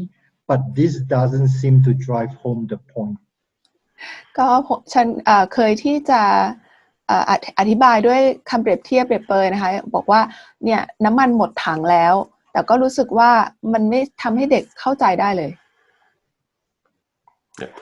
That's a really good question. How do you help children understand about stress? ก็สักครู่นะคะคือคำถามว่าจะทำยังไงให้เด็กๆเข้าใจว่าความเครียดคืออะไร The first thing to understand is that different children think very differently depending on what age and stage they might be. ก็สิ่งหนึ่งที่ต้องเข้าใจก็คือว่าเด็กแต่ละคนเนี่ยมีวิธีการทำความเข้าใจอะไรบางอย่างที่ต่างกันนะคะขึ้นอยู่กับช่วงอายุของเขา Young children understand stress more in terms of physical symptoms. เด็กเล็กๆเนี่ยจะเข้าใจความเครียดได้เมื่อคุณเปรียบเทียบกับความหรืออาการต่างๆในร่างกาย For example, having tummy pains. ยกตัวอย่างเช่นกำลังปวดท้องมากเลย Or butterflies in your stomach. หรือว่ามีผีเสื้ออยู่ในท้อง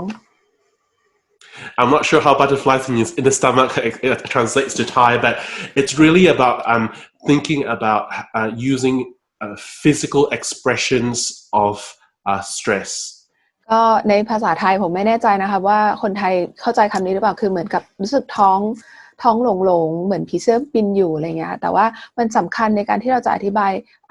อาการที่เกิดกับร่างกายให้เด็กๆเข้าใจเปรียบเทียบแบบนั้น and then encouraging your children to be able to learn to put words to the stress or their feelings as they grow a little bit older. แล้วก็ส่งเสริมให้ลูกของคุณนั้นน่ะสามารถที่จะ encourage them to learn how to express the feelings.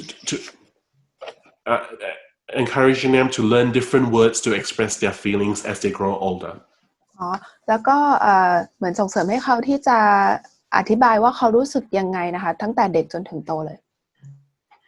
And usually older children, so maybe teenagers, can understand abstract analogies. แล้วก็พอมาถึงเด็กที่เริ่มวัยรุ่นแล้วเนี่ยเขาก็มักจะเข้าใจการเปรียบเทียบได้ Sometimes for younger children, it's really important to use very simple words like I feel scared, I feel anxious, I feel sad. บางครั้งเนี่ยเด็กเล็กๆเนี่ยเราจะต้องใช้คำที่มันเรียบง่ายกว่านั้นอย่างเช่นว่าฉันรู้สึกกลัวหรือว่ารู้สึกกังวล if you're in a situation that makes you feel sad, rather than just feel sad, it's important to say, I am feeling sad. ถ้าเกิดว่าคุณอยู่ในสถานการณ์ที่คุณกำลังรู้สึกเสียใจเนี่ยแทนที่จะบอกแทนที่จะรู้สึกอย่างนี้ให้พูดออกมาว่าคุณกำลังรู้สึกเสียใจ As I said earlier, children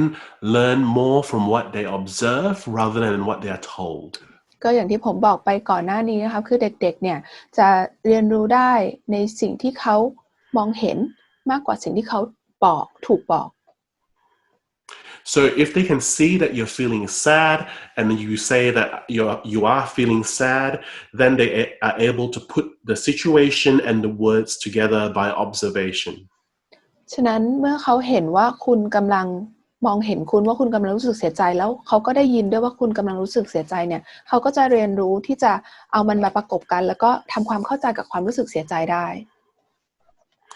And when we do this, when we model or show this, then children are able to pick up the words that they need to learn about their thoughts and feelings. แล้วเมื่อเขาสามารถเอาภาพที่เขาเห็นกับสิ่งที่เขาได้ยินมาประกอบกันเนี่ยเขาก็จะสามารถเรียนรู้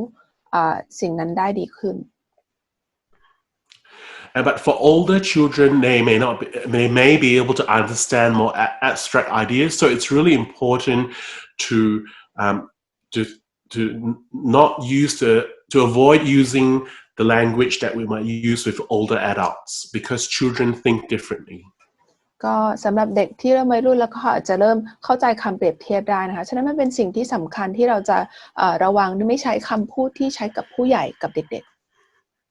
It doesn't mean that your child is not smart. It's just that children think very differently to adults. ก็ไม่ได้แปลว่าเด็กของคุณลูกของคุณเนี่ยไม่ฉลาดหรืออะไรแต่เป็นเพราะเขาคิดไม่เหมือนกับผู้ใหญ่ And I'm guessing from the question is that sometimes the person who asked the question might be feeling that you're feeling stressed and your child or someone else doesn't actually realize you're feeling stressed. ก็ผมเดาจากสิ่งที่ถามคนที่ถามเนี่ยคงจะรู้สึกว่าเขารู้สึกเครียดอยู่แล้วก็คนอื่นเนี่ยไม่ได้เข้าใจความรู้สึกเขา And so first of all, I would really encourage you to make sure that you use one of those 8 tips we talked about to look after your self-care, because it's really important that you're first of all able to look after yourself before looking after other people. ก็ฉะนั้นผมอยากจะแนะนำให้คนนั้นเนี่ยนำข้อปฏิบัติทั้ง8ข้อนี้ไปเพื่อที่จะดูแลตัวเองเพราะว่ามันเป็นสิ่งที่สำคัญว่าคุณจะต้องดูแลตัวเองก่อนที่จะสามารถดูแลคนอื่นได้ When you feel like your tank is empty, you might be more impatient or find it hard to be able to tolerate the behavior of the child. เพราะเมื่อคุณรู้สึกว่าถังน้ำมันของคุณหมดแล้วคุณไม่มีแรงเหลือแล้วเนี่ย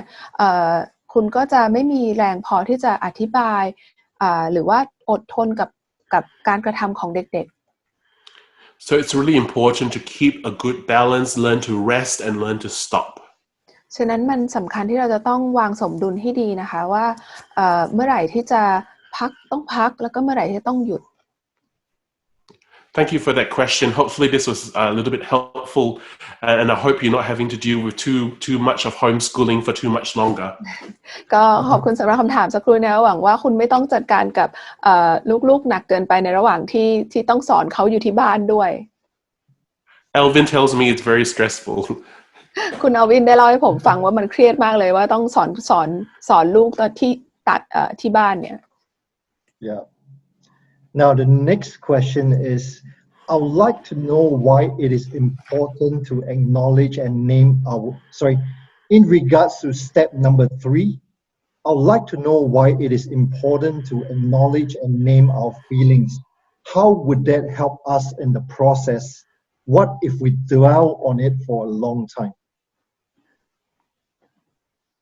Okay, I'll probably repeat the question again so that Nick can translate. Sorry, Nick. Okay, in regards to step number 3, I would like to know why it is important to acknowledge and name our feelings. ก็ในข้อ3นะคะตะกี้ที่บอกก็คือเกี่ยวกับรับรู้ถึงความรู้สึกของตัวเองเนี่ยอยากรู้ว่าทำไมมันถึงสำคัญที่เราจะต้องสามารถระบุได้ว่าความรู้สึกของเราหรือตั้งชื่อให้กับความรู้สึกของเราว่ามันคืออะไร how would that help us in the process? What if we dwell on it for a long time? สิ่งนั้นเนี่ยมันจะช่วยเราในขั้นตอนในการแก้ปัญหาเหล่านี้ได้ยังไงถ้าเกิดว่ามันทำให้เราเนี่ยมาจมอยู่กับความรู้สึกนั้นล่ะ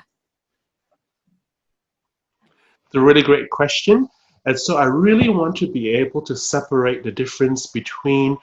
naming our feelings and dwelling on our feelings. ก็เป็นคำถามที่ดีมากเลยนะครับก็ผมอยากจะให้แยกแยะให้ออกว่าการที่เราระบุชื่อของความรู้สึกของเราเนี่ยมันแตกต่างกับการที่เราไปจมอยู่กับความรู้สึกนั้น A lot of times we dwell on our feelings because we may not actually be realizing what kind of feelings we actually have. การที่เราจมอยู่กับความรู้สึกอะไรบางอย่างเนี่ยมันมักจะเกิดขึ้นบางครั้งเนี่ยมันเกิดขึ้นเพราะเราไม่รู้ว่าความรู้สึกที่เรามีอยู่นั้นมันคืออะไร And we're not sure how to communicate that feeling to another person. แล้วเราก็ไม่รู้ว่าเราจะสามารถสื่อสารความรู้สึกนี้ไปกับคนอื่นได้ยังไง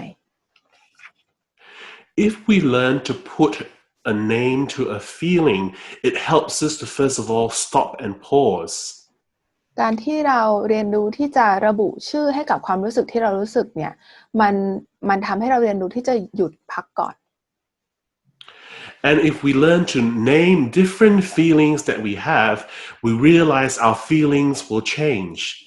แล้วถ้าเราเรียนรู้ที่จะระบุชื่อของความรู้สึกของเราแต่ละอย่างแล้วเนี่ยเราก็จะรู้ว่าความรู้สึกของเราเนี่ยจะเปลี่ยนไปเรื่อยๆ And when we realize our feelings change, that will help us to avoid dwelling on one particular feeling all the time. แล้วก็เมื่อเรารู้ว่าความรู้สึกของเราเปลี่ยนไปได้เรื่อยๆเนี่ยเราก็จะ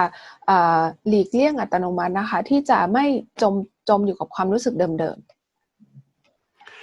For example, if I'm feeling angry, ฉะนั้นยกตัวอย่างเช่นถ้าผมรู้สึกโกรธ I will keep feeling angry until I realize I'm angry. ผมก็จะรู้สึกโกรธไปจนกว่าผมระลึกได้ว่าผมกำลังโกรธอยู่ When I realize I'm angry, my brain then causes my mind to stop. เมื่อผมระลึกได้ว่าผมกำลังโกรธอยู่เนี่ยสมองของผมเนี่ยจะสั่งให้ผมหยุด And then if we then purposefully or intentionally write down those feelings, แล้วเมื่อเราตั้งใจที่จะเขียนความรู้สึกเหล่านั้นออกมา it helps us to take a break from that feeling and help us to pause rather than to dwell on those feelings for too long. มันจะช่วยให้เราหยุดแล้วก็อาจจะออกมาจากความรู้สึกนั้นนะครับแทนที่จะเข้าไปจมอยู่กับความรู้สึกนั้นด้วยซ้ำ I hope that answers your question. ก็หวังว่านั้นคงจะช่วยตอบคำถามได้ครับ Okay, Dr. Danny, the next question is, how do you stay positive mental health when you're facing someone passing away? คำถามต่อไปนะคะคือคุณจะสามารถมีสุขภาพจิตที่ดีหรือว่ายังมีความคิดในแง่บวกได้ยังไงนะคะเมื่อกำลังเห็นคนที่กำลังจะจากหรือเสียชีวิตไป That's a really great question. ก็เป็นคำถามที่ดีมากนะครับ I might share this from a personal experience. ก็ผมอาจจะขอแบ่งปันเรื่องนี้เกี่ยวกับโดยใช้ประสบการณ์ส่วนตัว A few years ago, my mum died due to sickness. ก็ 2-3 ปีนะครับคุณแม่ของผมเนี่ยเสียชีวิตจากโรคชนิดหนึ่ง She went through many years of different kinds of physical sickness. ก็เธอได้ผ่านช่วงเวลาการเจ็บป่วยหลายๆปี And then, unfortunately, she died very suddenly. แล้วก็เป็นที่น่าเสียดายที่เธอเสียชีวิตไปอย่างกระทันหัน I was very sad. ผมก็เสียใจมากๆเลย I was also quite angry. แล้วก็รู้สึกมีความโกรธอยู่ข้างในด้วย And I felt quite alone. แล้วก็ผมรู้สึกโดดเดี่ยวด้วย What I did was to make sure that during that time I stay connected to the people that love me and the people that I love. สิ่งที่ผมทำตอนนั้นก็คือผมทำให้แน่มั่นใจว่าผมยังเชื่อมต่ออยู่กับคนที่รู้จักผมแล้วก็คนที่รักผม I learned to be able to acknowledge my sadness and my anger and all my fears. ผมเรียนรู้ที่จะเข้าใจว่าผมกำลังรู้สึกเสียใจอยู่รู้สึกโกรธอยู่รู้สึกกลัวอยู่ And when I'm able to acknowledge those feelings, it helps me to cope a little bit better. และเมื่อผมเรียนรู้ที่ทำความรู้จักความรู้สึกเหล่านั้นเนี่ยมันทำให้ผมจัดการกับความรู้สึกนั้นได้ดีขึ้น And I'm a Christian, and I pray to God, and He helped me to be able to get through that time much better. แล้วผมก็เป็นคริสเตียนผมก็เลยอธิษฐานกับพระเจ้านะครับแล้วก็พระเจ้าก็ช่วยให้ผมได้ผ่านช่วงเวลานั้นได้ดีขึ้น Through a number of months, I learned to be able to accept the situation that has happened. ผ่านเวลาผ่านไปหลายเดือนนะผมก็ได้เรียนรู้ที่จะยอมรับสถานการณ์ที่เกิดขึ้น To accept the things I cannot change. ที่จะยอมรับสิ่งที่ผมเปลี่ยนแปลงไม่ได้ To both appreciate the sadness and the strong feelings, as well as to see the positive side of being able to remember the positive things about the person that we love. ที่จะรู้สึกยินดีแล้วก็จำถึงสิ่งดีๆที่คนนั้นทำไว้ได้ความรู้สึกดีๆที่เคยเกิดขึ้นได้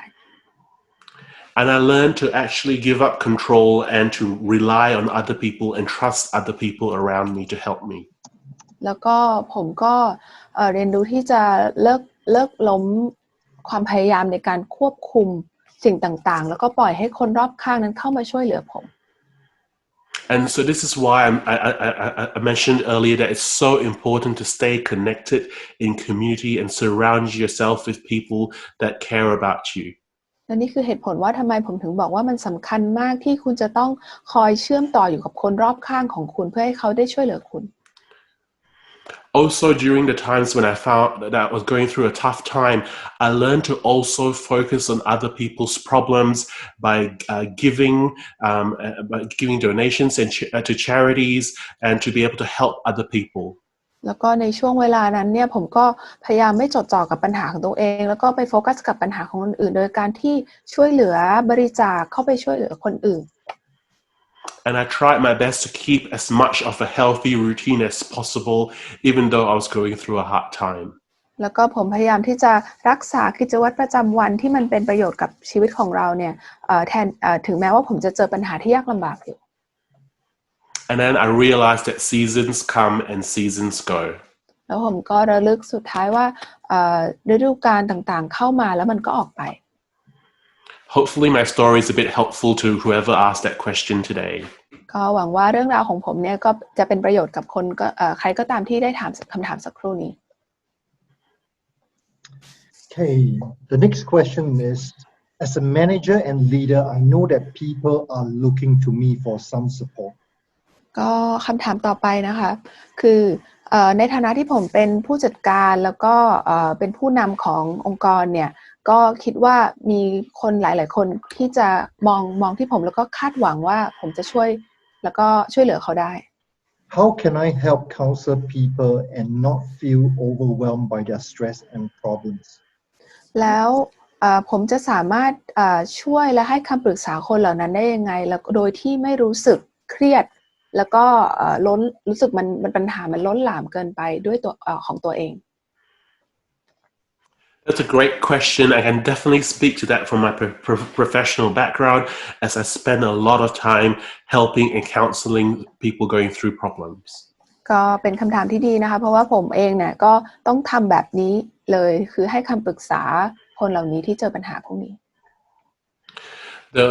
one thing that I think is probably the most important thing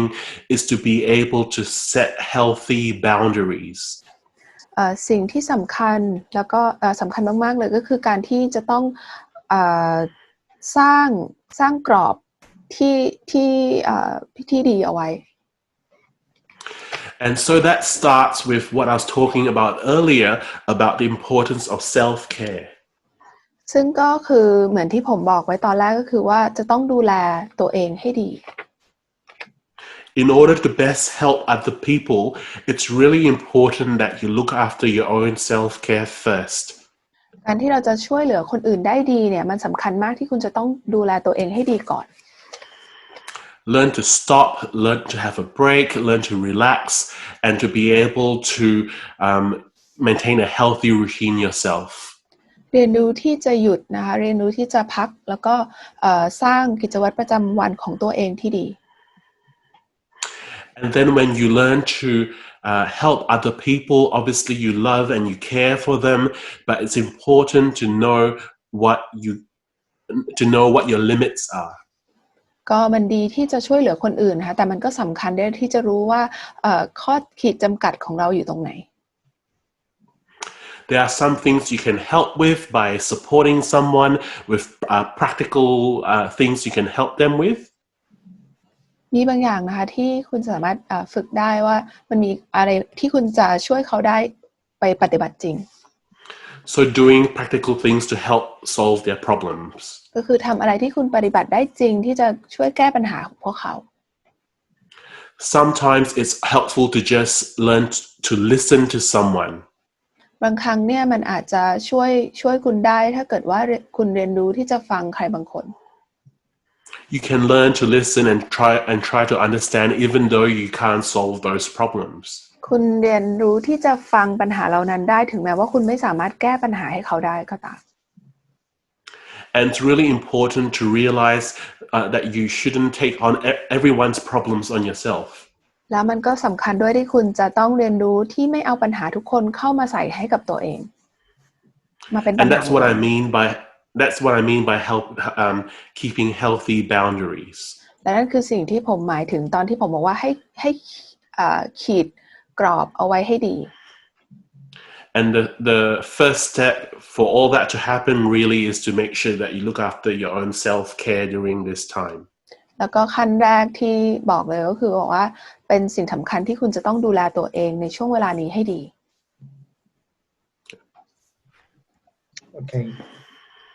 Okay, we got a few questions that came in regarding jobs. ก็เรามีคำถามหลายๆคำถามที่มาเหมือนกันเกี่ยวกับเรื่องของงานนะครับ So I'm going to consolidate and summarize them into one question for you, Danny. ผมก็จะขออนุญาตรวบรวมคำถามเกี่ยวกับเรื่องงานนี้ให้กับดร. Danny. Okay, so if someone is in a job that's not thriving and not motivated by the job, or feel that the job is not what they are meant to do. ก็ถ้ามีบางคนนะครับที่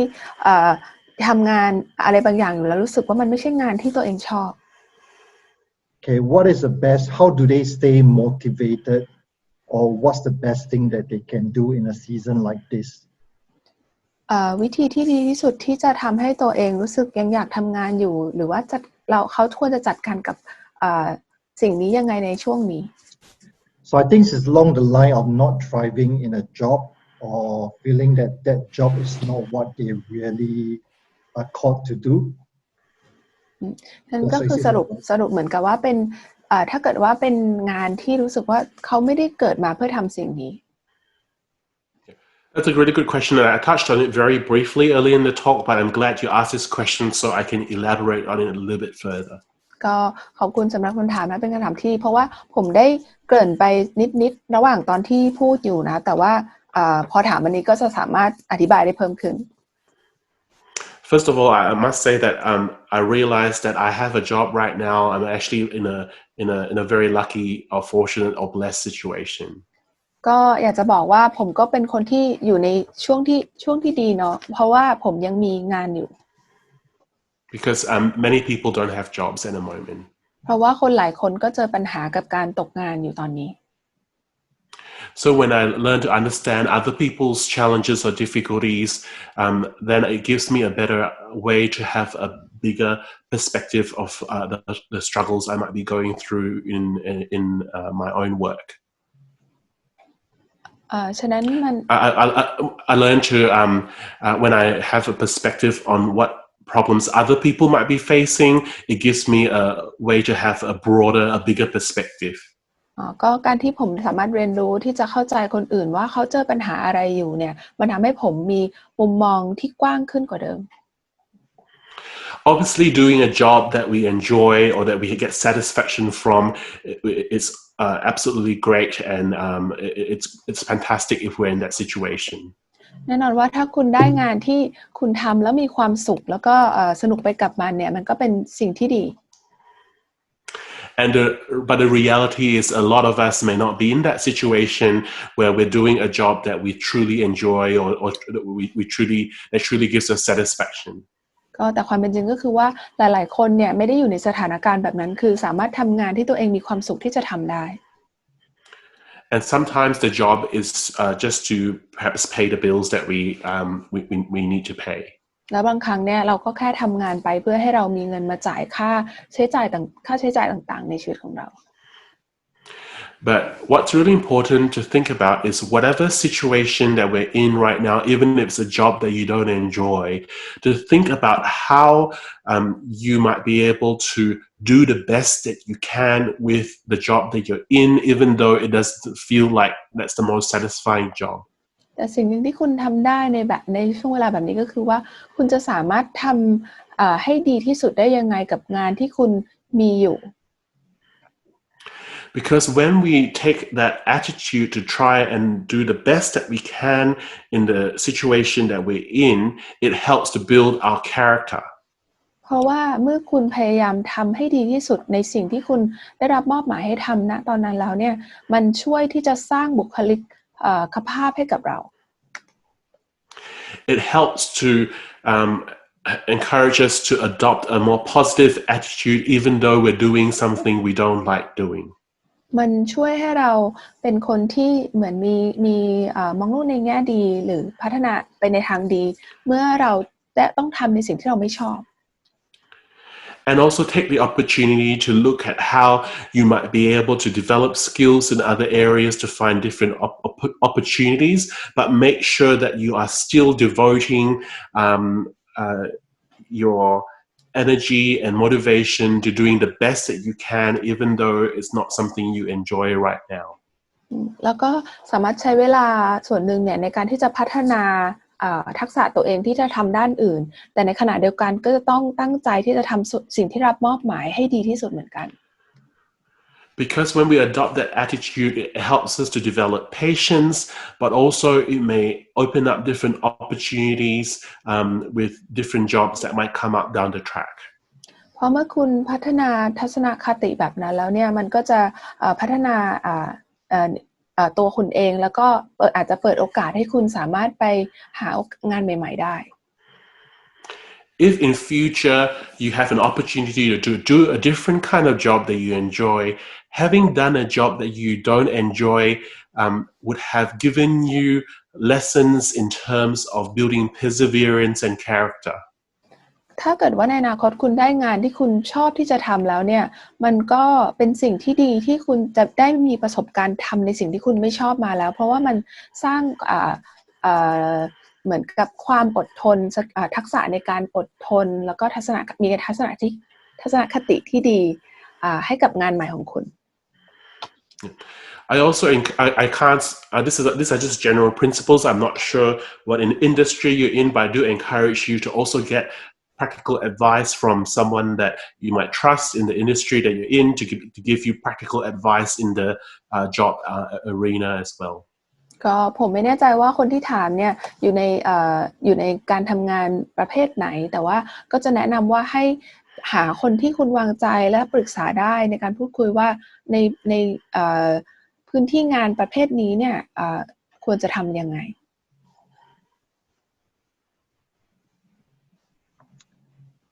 Okay, Dr. Danny, I got one question here. I assume it's coming from a parent. ก็มีคำถามนึงนะครับที่คิดว่ามาจากผู้ปกครองคนหนึ่งอีกครั้ง Do you have recommendation or suggestions for kids who does not have stable mental health or have problem handling their emotion, especially self-anger? คุณหมอมีคำแนะนำไหนไหมสำหรับเด็กที่ไม่มีสุขภาพจิตไม่ปกติหรือว่ามีปัญหานิดนึงในการที่จะจัดการกับความรู้สึกของตัวเองอย่างเช่นความโกรธ So that's a really great question. So the question about how do you help children who struggle to manage their feelings, especially with anger. First of all, I think it's really important to rather than see the behavior or the feelings as the problem, to try and understand the feelings or behavior as a form of communication. ก็สิ่งแรกเลยนะคะที่อยากจะบอกว่าไม่อยากให้มองความรู้สึกที่เด็กกำลังสื่อสารเป็นกำลังทำเนี่ยว่าเป็นปัญหาแต่ให้มองว่าเป็นวิธีที่เขากำลังสื่อสารกับคุณ When we see a child having a problem with their behavior or their feelings, we think that the behavior, the angry feelings is the main problem. บางครั้งเวลาเราเห็นเด็กที่มีปัญหาแบบนี้เราจะคิดว่าปัญหาคือเขามีความรู้สึกโกรธกับตัวเองนั่นคือปัญหา But actually what's happening is the child is trying to communicate something through their feelings. แต่จริงๆแล้วเนี่ยเด็กคนนั้นเนี่ยเขากำลังพยายามสื่อสารอะไรบางอย่างออกมาผ่านความรู้สึกของเขา So it's really important to be able to try and learn to put words to those feelings. ฉะนั้นมันสำคัญที่เราจะเรียนรู้ให้เด็กนั้นเรียนรู้ที่จะประกอบคำเข้ากับความรู้สึกเหล่านั้น So for example, a child is behaving angry, to actually use those words. You must be feeling angry, or you are feeling angry. Try to actually put words to explain the feelings and behavior. อย่างเช่นว่าเด็กคนนั้นเขาอาจจะแสดงอาการอะไรบางอย่างที่บ่งบอกถึงความโกรธของเขาก็ให้คุณตอบสนองด้วยคำพูดที่บอกว่าอันนี้คุณคือความรู้สึกที่เขากำลังรู้สึกอยู่นะ And then when you do this on a regular basis, the child will be able to learn to start putting words like that to describe their feelings. และเมื่อคุณทำแบบนี้เป็นประจำเนี่ยเด็กคนนั้นก็จะสามารถเรียนรู้ที่จะเริ่มเรียนรู้ที่จะใช้คำพูดนี้แทนที่จะแสดงอาการออกมา And keeping it to very simple words like sad, scared, angry. แล้วก็ให้ใช้คำง่ายๆนะคะอย่างเช่นว่าเสียใจกลัวแล้วก็โกรธ And particularly it would be helpful if you practice expressing your feelings in that way by using words on a regular basis as well. แล้วก็มันเป็นสิ่งที่สำคัญด้วยที่คุณจะใช้วิธีนี้เหมือนกันก็คือว่าใช้คำพูดในการบ่งบอกถึงความรู้สึกของคุณเป็นประจำกับเขา And also to try and understand what is the feeling behind the angry behavior that you're seeing. แล้วก็ให้เราพยายามทำความเข้าใจว่ามันมีเหตุผลอะไรเบื้องหลังที่ทำให้เขารู้สึกโกรธแบบนั้น Because for a lot of children, feeling scared, feeling angry, and feeling sad are very strongly connected. เพราะว่าสำหรับเด็กๆแล้วเนี่ยความรู้สึก3อย่างนี้นะคะว่ากลัวโกรธแล้วก็เสียใจเนี่ยมันเกี่ยวข้องกันมาก When a child is behaving in an angry way, actually the child could be actually feeling very scared. จริงๆแล้วบางครั้งเนี่ยเมื่อเขาแสดงออกมาเหมือนเขากำลังโกรธอะไรบางอยู่จริงๆแล้วบางครั้งเขาอาจจะรู้สึกกลัวมากๆอยู่ Or feeling sad. หรือว่าจริงๆก็รู้สึกเสียใจอยู่ A child can feel a bit helpless because as a young child, they don't have a lot of control over the environment around them. ก็บางครั้งเนี่ยเด็กเขาจะรู้สึกเหมือนเขาไม่สามารถทำอะไรได้ไม่สามารถช่วยอะไรได้เพราะว่าเขาไม่มีความสามารถในการควบคุมสถานการณ์รอบๆตัวเขา When a child is feeling scared, the most effective way for a child to control the environment is actually by being angry. เมื่อเด็กคนนึงเขารู้สึกกลัวเนี่ยวิธีการที่เขาทำแล้วสามารถควบคุมสถานการณ์รอบตัวได้ดีที่สุดคือการที่เขาแสดงความรู้สึกโกรธออกมา Because sometimes if they're feeling sad or scared, the adults around their life may not actually realize they're feeling sad or scared. เพราะบางครั้งเนี่ยเมื่อเขาแสดงออกมาว่าเขาเสียใจหรือเขากำลังกลัวอยู่เนี่ยผู้ใหญ่รอบๆเขาเนี่ยไม่ได้สัมผัสได้หรือว่ารับรู้ถึงความรู้สึกเหล่านั้น So instead, they show they're angry. ฉะนั้นเขาก็เลยแสดงความรู้สึกโกรธออกมา So if we can try and understand the different situations that could be actually making the child feel scared or feeling sad and deal with that, that will help to deal with the underlying issues. ฉะนั้นถ้าเราสามารถหาต้นตอของความรู้สึกกลัวหรือความรู้สึกเสียใจของที่สามารถเกิดขึ้นกับเด็กเหล่านั้นได้เนี่ยมันก็อาจจะช่วยให้คุณสามารถแก้ปัญหาจากต้นตอได้ Thank you for that question. I could probably spend another hour talking about this particular topic, but I do appreciate the question. It's very important. ก็ขอบคุณสำหรับคำถามนี้ครับผมใช้เวลาเป็นชั่วโมงสามารถอธิบายเรื่องนี้ได้เลยแต่ก็ขอเท่านี้ก่อนนะคะ Okay, this will be our last. This is the last question for tonight. Unfortunately, we have to wrap up. ก็เดี๋ยวคำถามต่อไปจะเป็นคำถามสุดท้ายของคืนนี้แล้วนะคะเพราะว่ายังมีคำถามอีกเยอะแต่ว่าเราจะต้องจบลงแล้ว I want to apologize to those that we are unable to get through to your questions. ก็อยากจะขอโทษล่วงหน้าสำหรับคนที่เราไม่สามารถตอบคำถามได้ Yeah, if you have really some urgent question that want Dr. Danny to answer, feel free to email us at neuma.bangkok@neuma.church. ค่ะคำถามสักครู่นั้นคือคำถามสุดท้ายแล้วนะคะแล้วก็ถ้ายังมีคำถามที่อยากให้ดร. แดนนี่ช่วยตอบอยู่นะคะสามารถส่งอีเมลมาหาเราได้ที่ what's the email again? The email is neuma.bangkok@neuma.church. Neuma นะคะ .bangkok@neuma.church ค่ะ Yeah, it will be in the email invitation that you receive. ก็มันจะอยู่ในอีเมลที่คุณได้รับมันเป็นอีเมลนั้นนะคะที่ได้รับลิงก์ในการเข้าสัมมนาครั้งนี้ And during this lockdown, we have a lot of online groups meeting up during the week. So if you are keen to get connected to a community here, feel free to get in touch with us as well or jump onto our website. แล้วก็ในช่วงล็อกดาวน์นี้นะคะเราก็มีกลุ่มออนไลน์หลายๆกลุ่มนะคะที่เราจัดนะคะฉะนั้นถ้าสนใจก็สามารถเข้าไปดูในเว็บไซต์ของเราได้ Thank you, Dr. Danny, for spending time with us tonight. ก็ขอบคุณดร. แดนนี่นะคะที่มาใช้เวลากับเราในคืนนี้ We know it's late in Melbourne. It's 11:48 p.m. in Melbourne. ก็ตอนนี้นะคะเป็นเวลาที่ดึกมากเลยก็คือ 5:48 นาทีนะคะที่เมลเบิร์นWe appreciate your time and look forward to having you back, for future webinar with us. ก็ขอบคุณมากนะคะแล้วก็หวังว่าครั้งในโอกาสหน้าเราจะมีสามารถมาใช้เวลาร่วมกันได้อีก You can follow us on Instagram at neuma.bangkok. ก็สามารถติดตามเราได้ที่ Instagram เรานะคะเป็น neuma.bangkok or Facebook at Neuma Church Bangkok one word. หรือว่าที่ Facebook นะคะเป็น @neumachurch แล้วก็ .bangkok ด้วยค่ะ And stay updated on any upcoming webinar that we will be running. แล้วก็คอยติดตามนะคะว่าในอนาคตเราจะมีเว็บบินาร์อะไรใหม่ Thank you for joining us tonight. ก็ขอบคุณที่มาร่วมกับเราในคืนนี้ค่ะ Stay safe and we hope to see you again. ขอให้ทุกคนปลอดภัยนะคะแล้วก็หวังว่าจะได้พบกันใหม่ Bye bye and God bless you. บ๊ายบายค่ะแล้วก็พระเจ้าอวยพรนะคะ